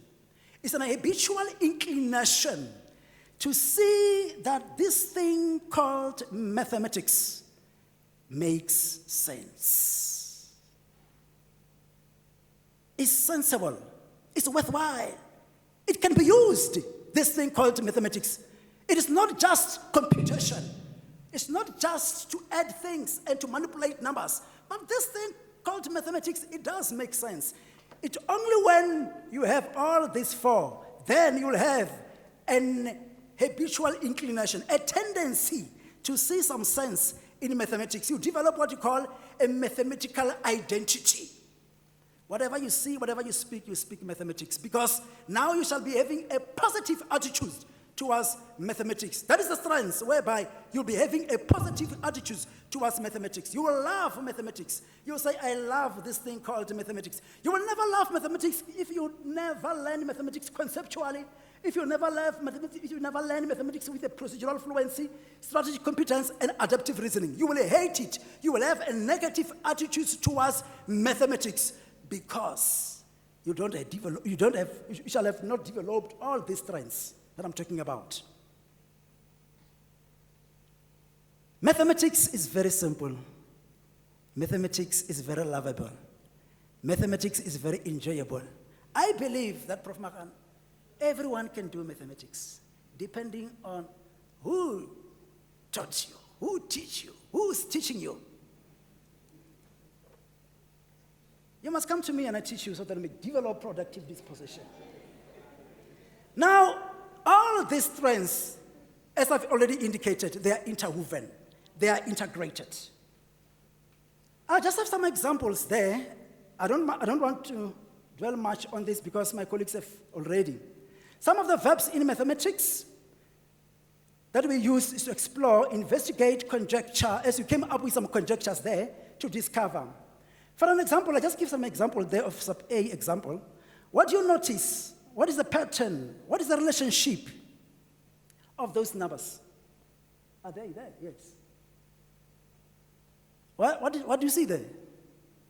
Everybody can answer those things, whether you are mathematicians. You see, the reason why you don't answer this is because you've got a negative attitude towards the mathematics. You don't even want to look at it.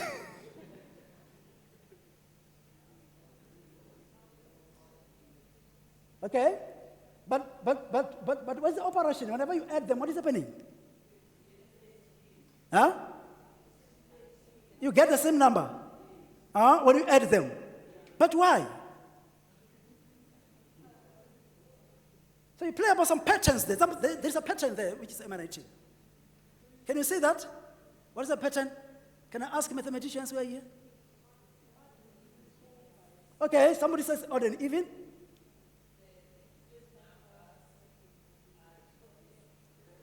Woo, that's great. Oh, that's a good observation. So you can see that's an up and down, up and down, up and down. The other one is increasing, the other one is increasing. So that is an observation that whenever you take any number, it's going just to be like that. You're going to get the product of which is the same. That's an observation that we want in mathematics. So you investigate it, you come with a conjecture for that. Learning mathematics. So this one I've already indicated. When two odd numbers are multiplied, what do you get? Subtracted, what do you get? When you add them, what do you get? That you'll do at home.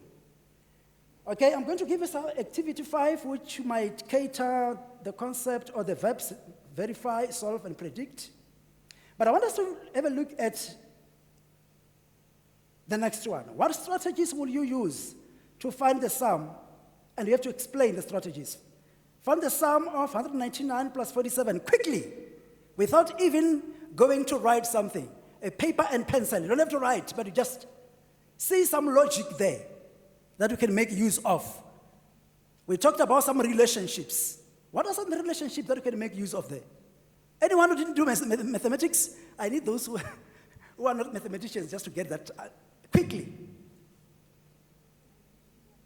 Anyone? Yes? Why?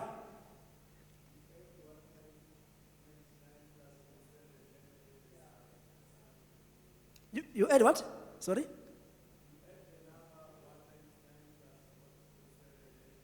But how did you get it? How did you get it? That's my question.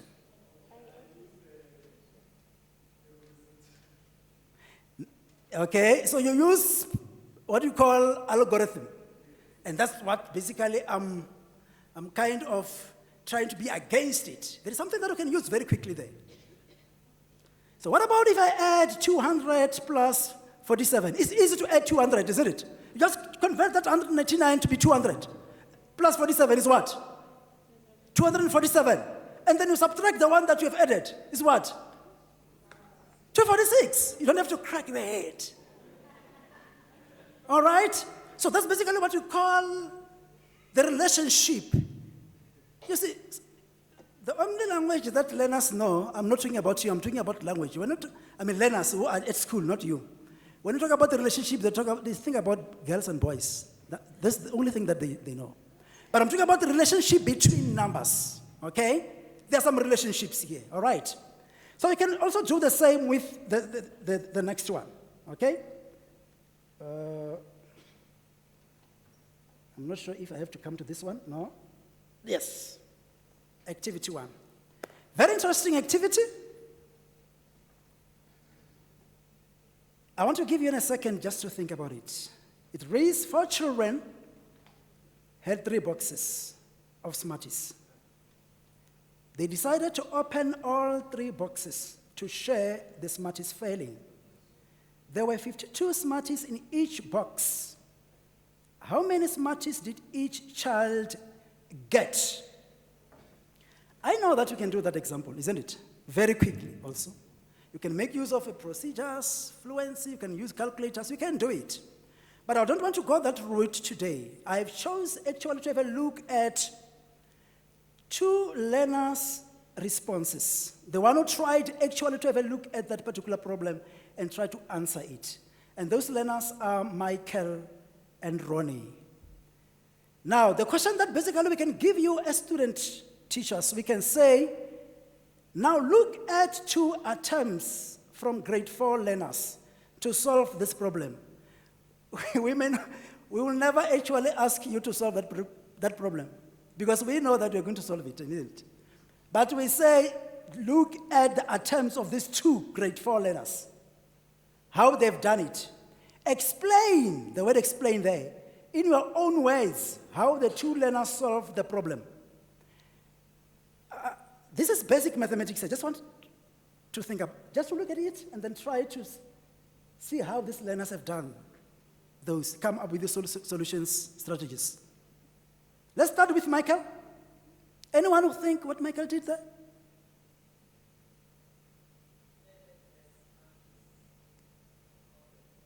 Okay, that's the first thing that Michael did. Michael actually realized that there are 3 boxes, all right?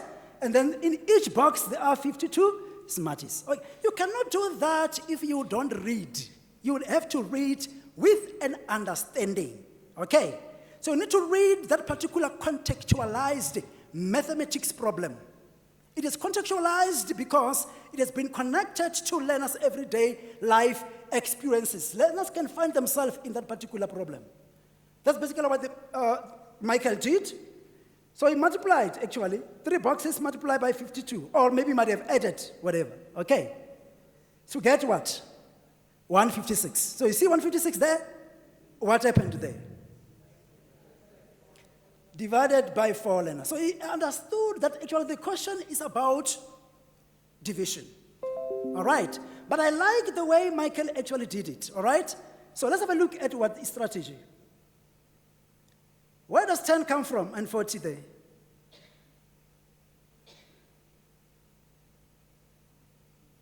What Michael did, it may not actually make sense to you. So what does it mean as a student teacher? Sometimes you need basically, as in when you teach, we're not just teaching you for exam here. When you teach, you need to get into learners' thinking. And then how then do you get into learners' thinking if you don't talk to them? If you don't communicate in a classroom situation? Your class is always quiet because it's a mathematics class.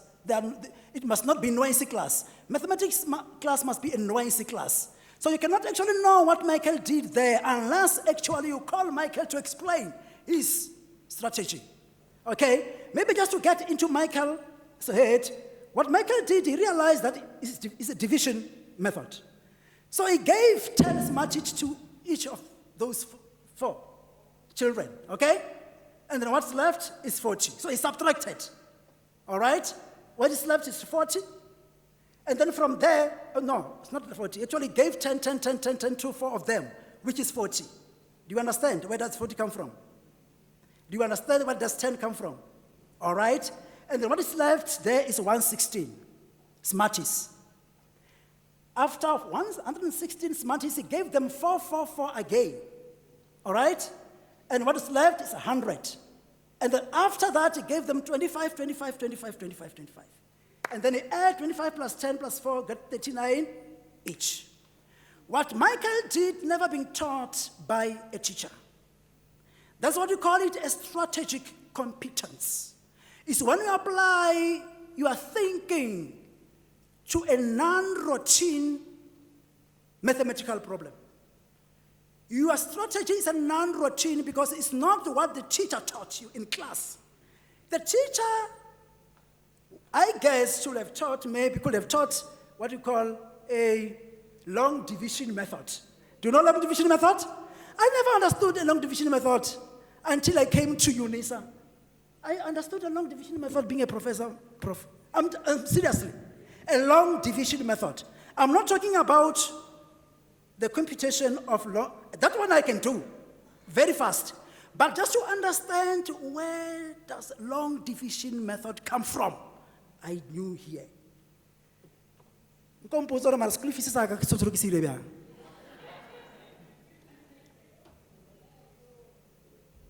I have to go and demand it, seriously. So this Michael. What about Ronnie? I think Ronnie's strategy is very, I think it can be understood by everyone. Very interesting. Ronnie realized that he had 4 children, okay? But he realized also that he had 156 Smarties. Because he wrote the Smarties there, 156 is there. But he gave them 20. Ma'am, yeah, I think you're a mathematician. So I gave each 20, and thereafter, 5, thereafter, 1. What is it that Ronnie was doing? Sharing equally. Very good. Sharing. All right? Division is an abstract mathematical concept. But whenever you share, everybody can understand what to share mean. All right? So you take this into an everyday life experiences. So these are some of the learner solution strategies. I don't know if I'm still having time, but I wanted to have a look at this one. Consider the subtraction using the vertical algorithm which a learner did and answer the question. What was happening here? The learner actually was given this particular problem, 603, subtract 257. And the learner said, 3 minus 7. That's what he wrote. You can read there. Okay, there is. So he wanted actually to go, he used the procedure of what? Borrowing. Next door. You borrow next door. That's what I was taught. You borrow next door. And he realized, you borrow salt next door. And he realized the next door doesn't have salt. So you go to another next door again. All right? And then he borrowed what? 1. And remain with what? But Ronnie realized, oh, no, man, I cannot put, because there's nothing, and then I put 1 there to be 13. And then he said 13 minus 7 is 6. And the question that we are asking you now, student teachers, we are saying, what calculation error did the learner make in this subtraction? So we have already given you a mark to say the learner did some mistakes there, isn't it? What errors? What conceptual error did the learner make? We also give you some hint to say, think about some mathematical concept. All right? What is the problem here? The problem is the lack of conceptual understanding. You teach too much of algorithm. You teach too much of procedures without understanding the concept. And what kind of concept is the key here? You may not know, but let me tell you because I'm mathematicians. The concept here, but you should be knowing because that concept you started in, I think it's grade 3, if not mistaken. The concept of a place value. Have you ever heard about something like that? A place value. What does it mean, a place value? So you must ask yourself, what does it mean, this thing, when the teacher says a place value? And that is what this learner had problem with, a place value. He borrowed 1 from 6. He realized that is 6. Was that 6 really? It's not 6, that thing, isn't it? That is 600. That is 600, okay? Yeah, it's not, and the 1 there, that is not even 1. Is what? It's 100. So you can only understand that language when you tell yourself, what is this concept all about? What is this concept all about? Try to figure it out before you could manipulate, before you could come up with those procedures, when you do them without even understanding them. Okay, so the general thing here is that because the concept of place value is not there, because how Ronnie was taught. Okay, we don't blame Ronnie, but how Ronnie was taught. What about this one? Sipho has a piece of a string that is exactly 2 meters long. He wants to divide it equally among 3 friends. What part of the string will each one get? Okay? This problem is about what? Fractions. You can't see the word fraction there. But it's for you actually, as when you read it, to say, okay, I've been given a number line. In terms of 0 to 1, in terms of 1 to 2, obviously that will also be emphasized with whatever that has been given unto you in terms of the problem there. When you try to analyze that particular problem, there is a 2 meter long, and it has to be divided into 3. Among 3 friends. How are you going to do it? So the concept of fraction here is also come into the picture, the conceptual understanding of a fraction. What is a fraction? Okay, it's a part of a whole. My whole might need to be divided into equal parts. And in this context, obviously, it must be into 3 equal parts because I've got 3 friends there. Okay, so if you take your whole as being 0 to 1, it's a whole. From 1 to 2, it's also a whole. All right, so I can say, okay, I can actually, what particular fraction I can use here, which will be dividing from 0 to 1. All right, so it must be 1/3, 1/3, and 1/3. In other words, from 0 to 1, I must just give 1/3, 1/3, 1/3. I'm done with that. From 1 to 2, I'm also going to give 1/3, 1/3, 1/3, and each is going to receive what? 2/3. All right. Those who are doing mathematics, they should be knowing all this, what I'm talking about. But even those who are not doing it, but the way I'm explaining it. Very interesting one is this one. Analyze the learner response below and identify the possible misconceptions that this learner is experiencing. Provide remedial action that you think will assist the teacher or the learner. We ask you, student teacher, we cannot ask you to say solve this problem. No way. Because we know that you are going to be teacher. You are going to represent us very well. All right? You are going to come across problem of this nature whereby learners shall have been solving them. So how then are you analyzing them? This is the problem. And this is what the learner did. What happened here?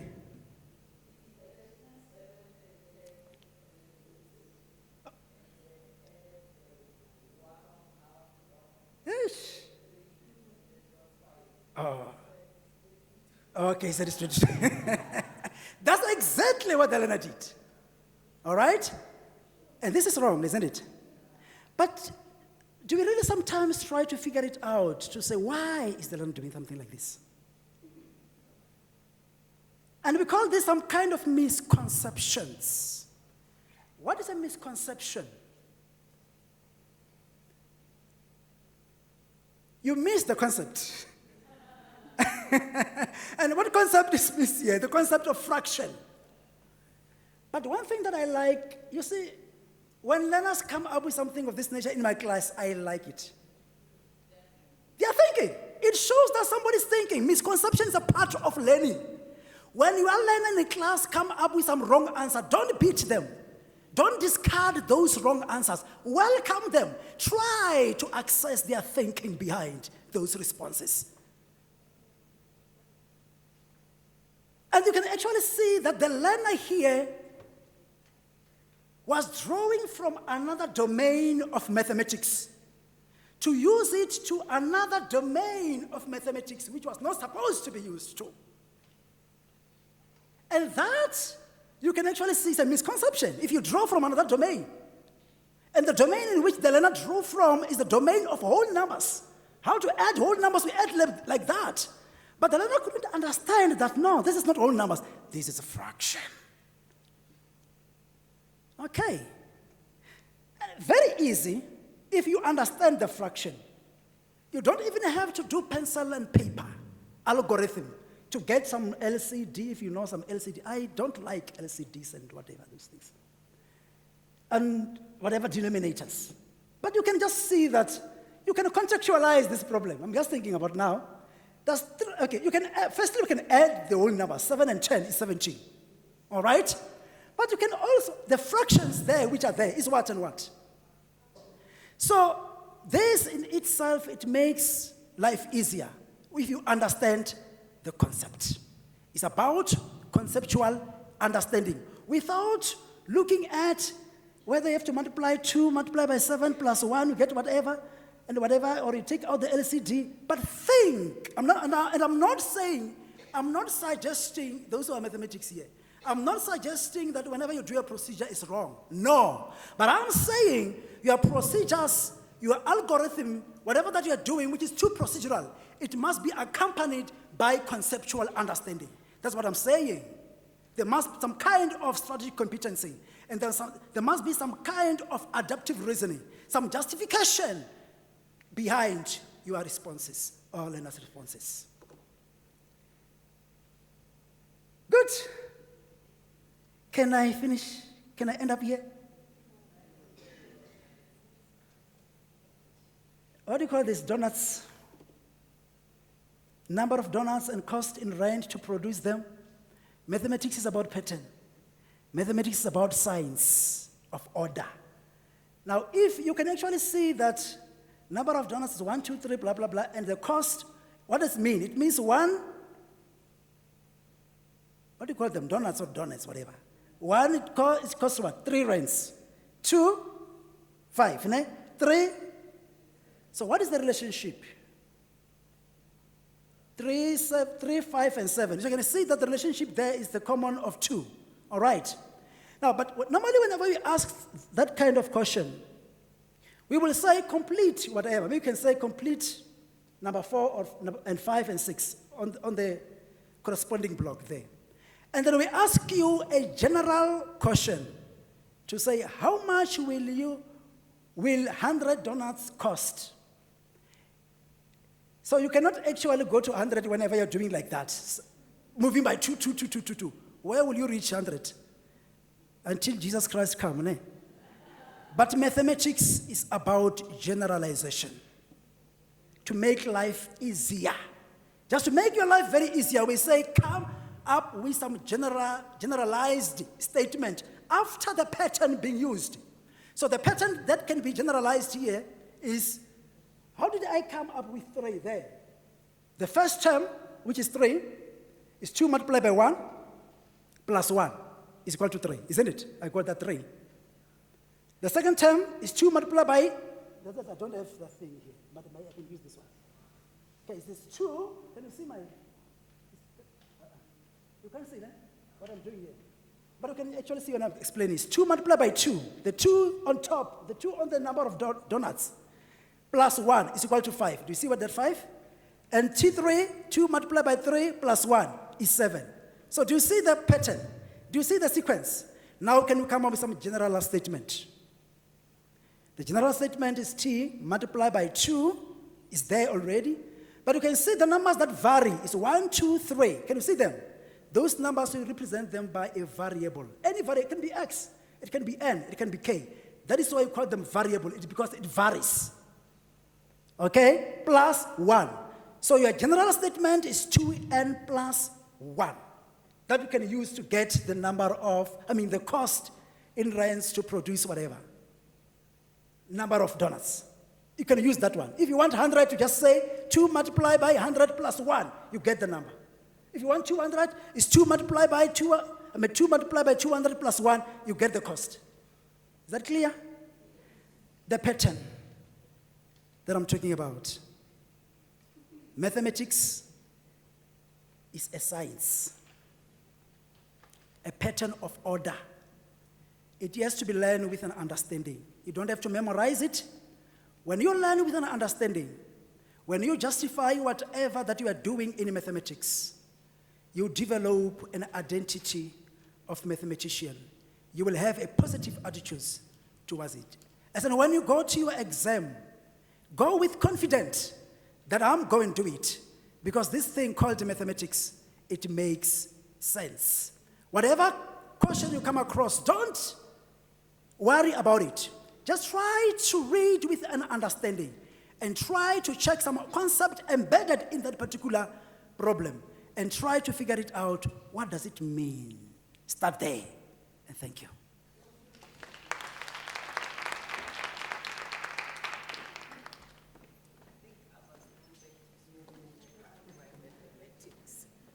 Thank you so much, Prof. Machaba. After matric, I decided no more maths in my life. But I'm intrigued to register Maths 101 now. And you said it depends on who taught you. And indeed, my teacher was not opening the lips when he was teaching maths in matric, and I told myself, I don't want to struggle again. But this was interesting. And I made an analogy for methodology of any subject as he was given this pattern.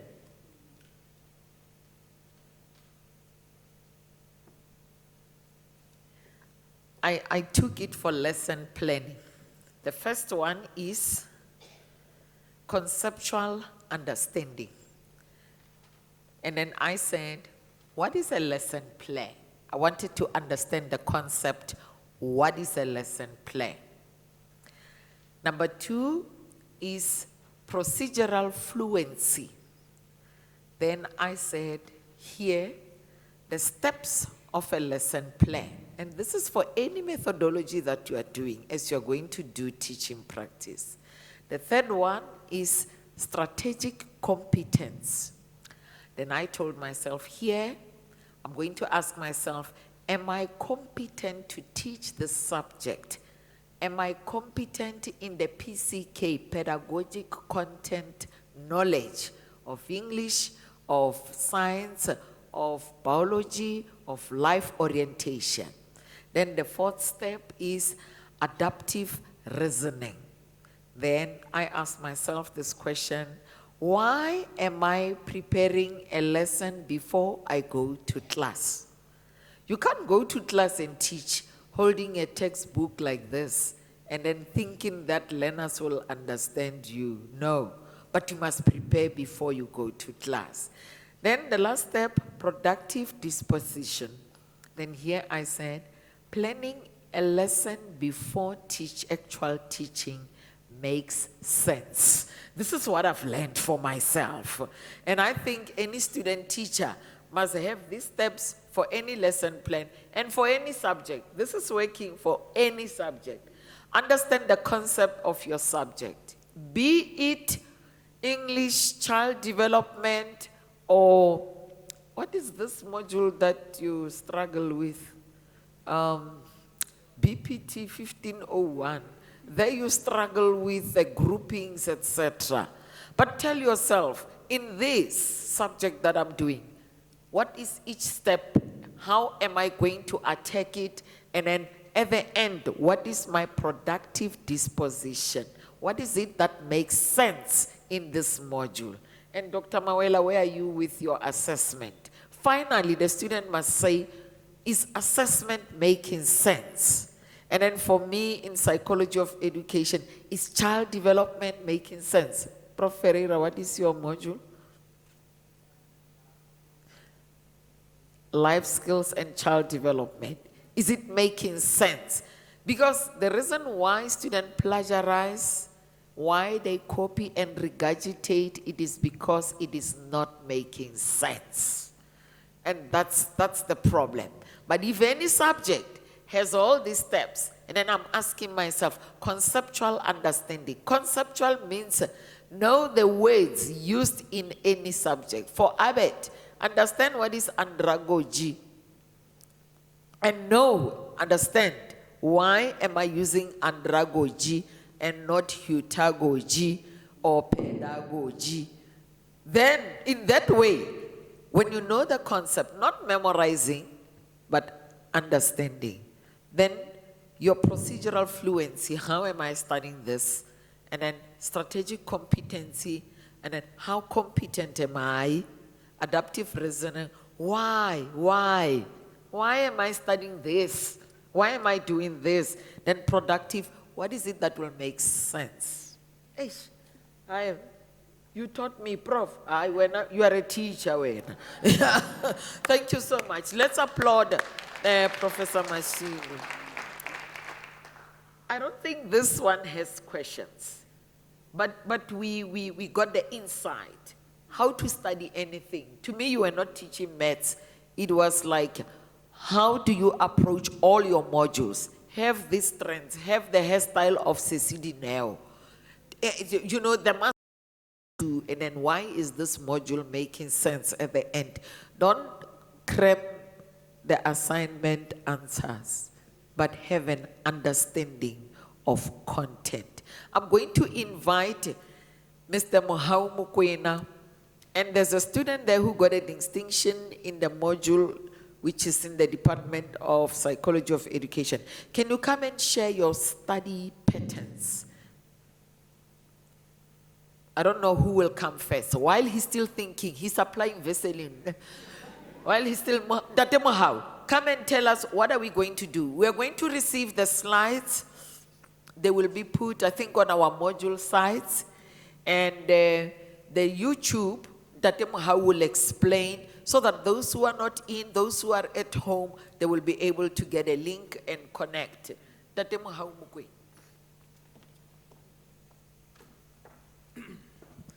Thank you very much, Prof. Mahano. I come from a school of thought, which I found most recent definition to. The Prof made reference to strategic issue, Prof? Strategic issue? proficiency. That one. Whereby it doesn't necessarily mean that by virtue of you being in a space, you need to be confined to how the space operates. You innovate, you observe, you find solutions, and you implement. So thank you very much, Prof. So my name is Mahau Mokwena from the Teacher Center Project, a special project in the College of Education, which founding purpose was and continues to be to enhance teaching practice, the practice of teaching in the College of Education in preparation of our students. So this has taken two forms thus far. One, we have teacher centers. These are spaces in communities where the Department of Basic Education set up venues where their educators and education managers convene from time to time to be able to develop themselves and expand their knowledge on certain fields in as far as their education work is concerned. Now, the Department of Basic Education has come to an agreement with UNISA, whereby it says UNISA BET students primarily may also benefit from these particular spaces. So in each community, we have 33 centers at the moment in 4 provinces. The provinces are Northwest, Mpumalanga, Gauteng, and KZN.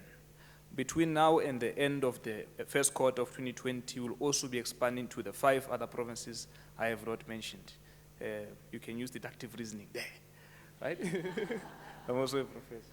So I've been tasked just to tell you about the technological part of our support to teaching practice in the College of Education. Who of you have access to YouTube? Okay, by show of hands. So, any of you, whether you get home or as you are sitting, you can do what I do now. YouTube.com.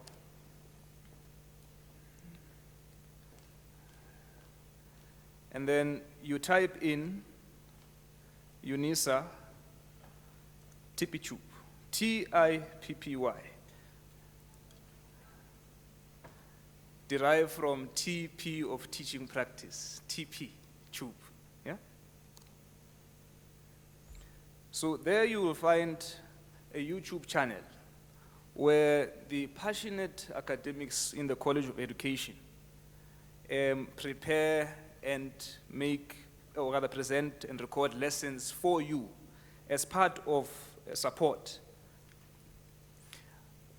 When I was a student in the College of Human Sciences, there was one professor who wrote part of our study guides, Prof. Mtimkulu. I always imagined him to be this big Zulu man with a nchebe and umkaba, you know. But had Tippy-Tube been there, I would have at least gotten a glimpse of who is it this man who's giving me assignments and writing from level 1 up to level 3, as it were, in undergrad. So here you've got, for example, a presentation by Dr. Angie Slako. She's the lecturer of BPT 1501, isn't it? That online module. Who's aware of that module? Oh, she was. Yes, she was. But the founder, can I say? Sure. Here she is. Then you've got Dr. Karel giving a presentation on community profiling.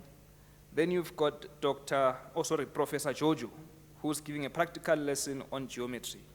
Then it goes on and on and on. So for this particular session or season, we are gravitating towards the examination period.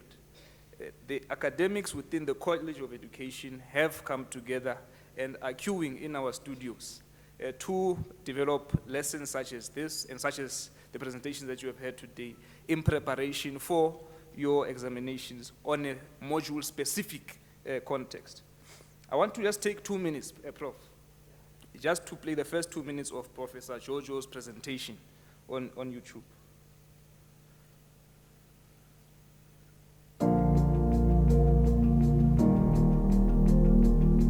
Good morning, class. Good morning. Today we're doing geometry. We are actually going to be doing a practical lesson. And for this particular lesson, all you need to do as a teacher is to have cut some circles like the one I am having. You can see they're different sizes. You can see they're different colors. They are different sizes again. And for this particular exercise, that's exactly what you need. So as a teacher, what you can do at home, you can use your side plates. You can use your very big plate so that you can have a big circle, or you can use any round object. Now round as opposed to circular, just be very careful that it is round. So now you bring these into class, and mind you, if you're having 30 students, it would mean you have cut 30 of these round things, but just make sure they are not the same, because if they are the same, then the learners cannot get the gist of your lesson. So when they are not the same, you cut them. What to do, you just cut one, and then you put it on top of many other papers, and you use your pair of scissors, then you will have 6 at a time. 6 by 5, you're getting 30 of them. That should be an easy exercise. So all you need are these kinds of discs for this particular lesson. Now I'll use only one disc right now, and we are going to start off by justifying why this shape is called a circle. Why do you call this a circle? You need to ask your learners. They need to tell you why this, if they say, for example, because it is round. Now, round is not a maths concept. For it to be a circle, it has to have some certain features. And the first one is the one that I want you to find. I want you to find a circle, a center of this particular circle. Let's see how you give your learners this disc, and they must go through an exercise of finding the center of the circle and observe what they do. Some of them will take some pens and try and mark a center somewhere where they think it is, but those who really are thinking mathematically, they will do some foldings, like the folding that I am doing now, which must be very exact. They will fold through, and if you have folded once, definitely you're not going to get a center. You have to fold another fold like I am doing, and I want to believe that perhaps after 1 or 2, you will now get to what we call a center, which will be the intersection of all those folds that you have made. I have now found mine. I folded twice. I could fold 3 times. I could fold as many times as I want. But me and you know that if it has to be a center, definitely it will always be at one point. And what I'm going to do now, I'm just going to put a small mark at my center, because this is basically what I'm going to use in this exercise.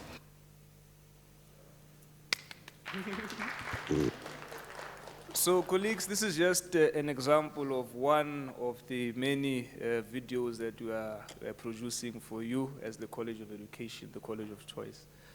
So the purpose really is to create a new breed, a different type of UNISA BEd graduate through exploiting and exploring as much as possible the E in ODEL. So these are part of the various methods of us trying to assist you.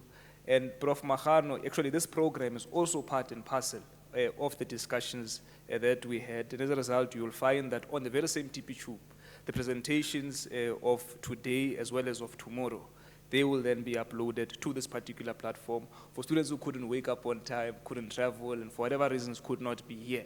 They will then be able to log on to TP Tube and also post their comments there. So for the future, Prof, I'm just lobbying very quickly that the difference between contact universities and ODL institutions such as UNISA is the extent to which the desire for contact is satisfied. So this, in the context of UNISA, is part and parcel of the methods. So at this stage, what we have done, we said, let us have all or as many academics as possible. They introduce themselves, give a glimpse of what their modules are about, and then the next stage which is next year, hopefully through the support that we are currently getting, is that before your first assignment, you have a presentation. Before or after your first assignment, you get feedback based on how students fared, looking at the trends and how they responded to questions and so forth. Assignment 2, similarly, then last step will be examinations, right? Hopefully in the future, we can even go deeper and say, because as a UNISA student, you can't come to class and be, be taught, as it were. We even get a chapter by chapter type of presentation. So we're still in the process of lobbying the powers within the college, but we believe that we will be able to be the outstanding college of education within the context of UNISA, creating a different and new spectacular breed of education graduates. So I encourage everybody to go onto TPTube and click on the subscribe button so that every time there's a new video that is uploaded, automatically you get a notification and you view it. So from myself and the team, thank you very much, Prof. Mahano. Thank you, colleagues.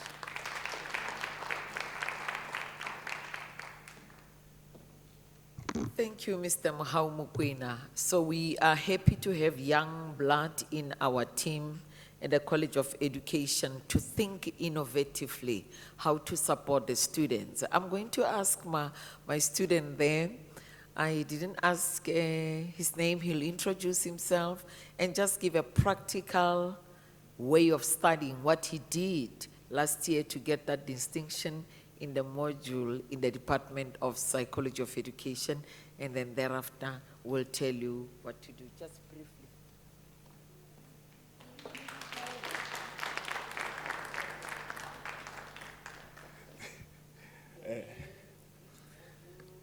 Good afternoon, colleagues.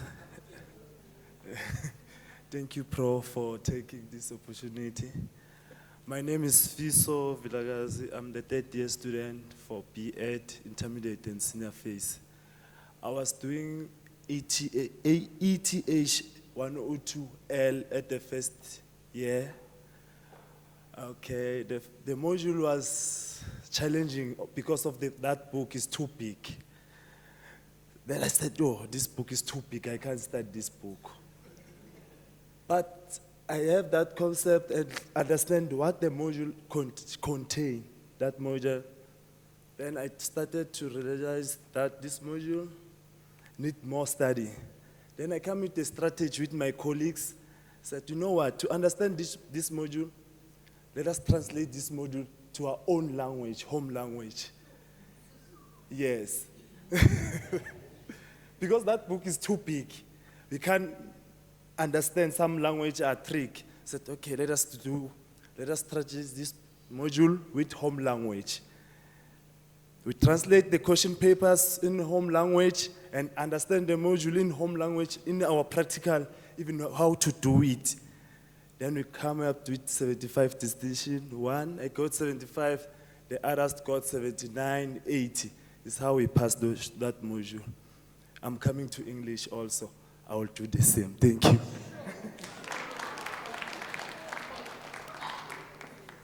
Decolonizing the curriculum. Thank you, Sfiso. You know, this is something that we say it at a strategic level because we are in the management to say we need to decolonize. We are translating the concepts for almost all the modules, but we never thought of this. Thank you for teaching us as managers what we need to do. Thank you. This is brilliant. And if they were able to look at that textbook and say, we need to understand, and understanding comes in your own language.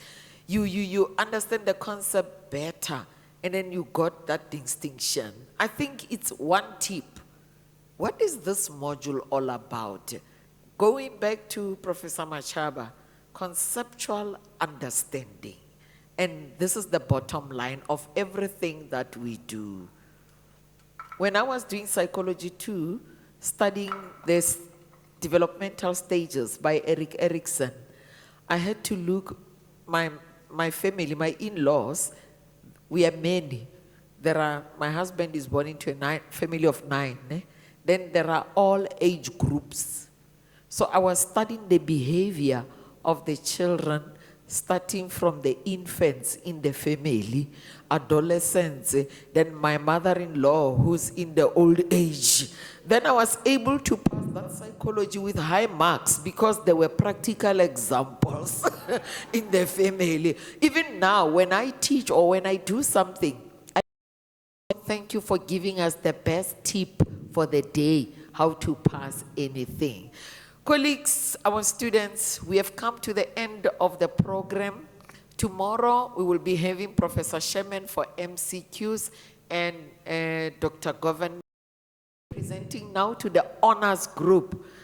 You can up the game or you can keep it the way you did it, but tomorrow again, you'll be recorded. Dress again. There is a brown bag. We'll be having a snack outside. Greet one another. Tell me how to take more photos of you. And tomorrow, if you want to join, you may come back again, but we'll be having the honors today. Shall you applaud yourself for coming? You didn't waste your time. Those who are in the regions, teacher centers, thank you for connecting with us.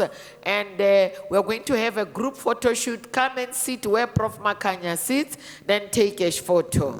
All of us, let's come to the stage.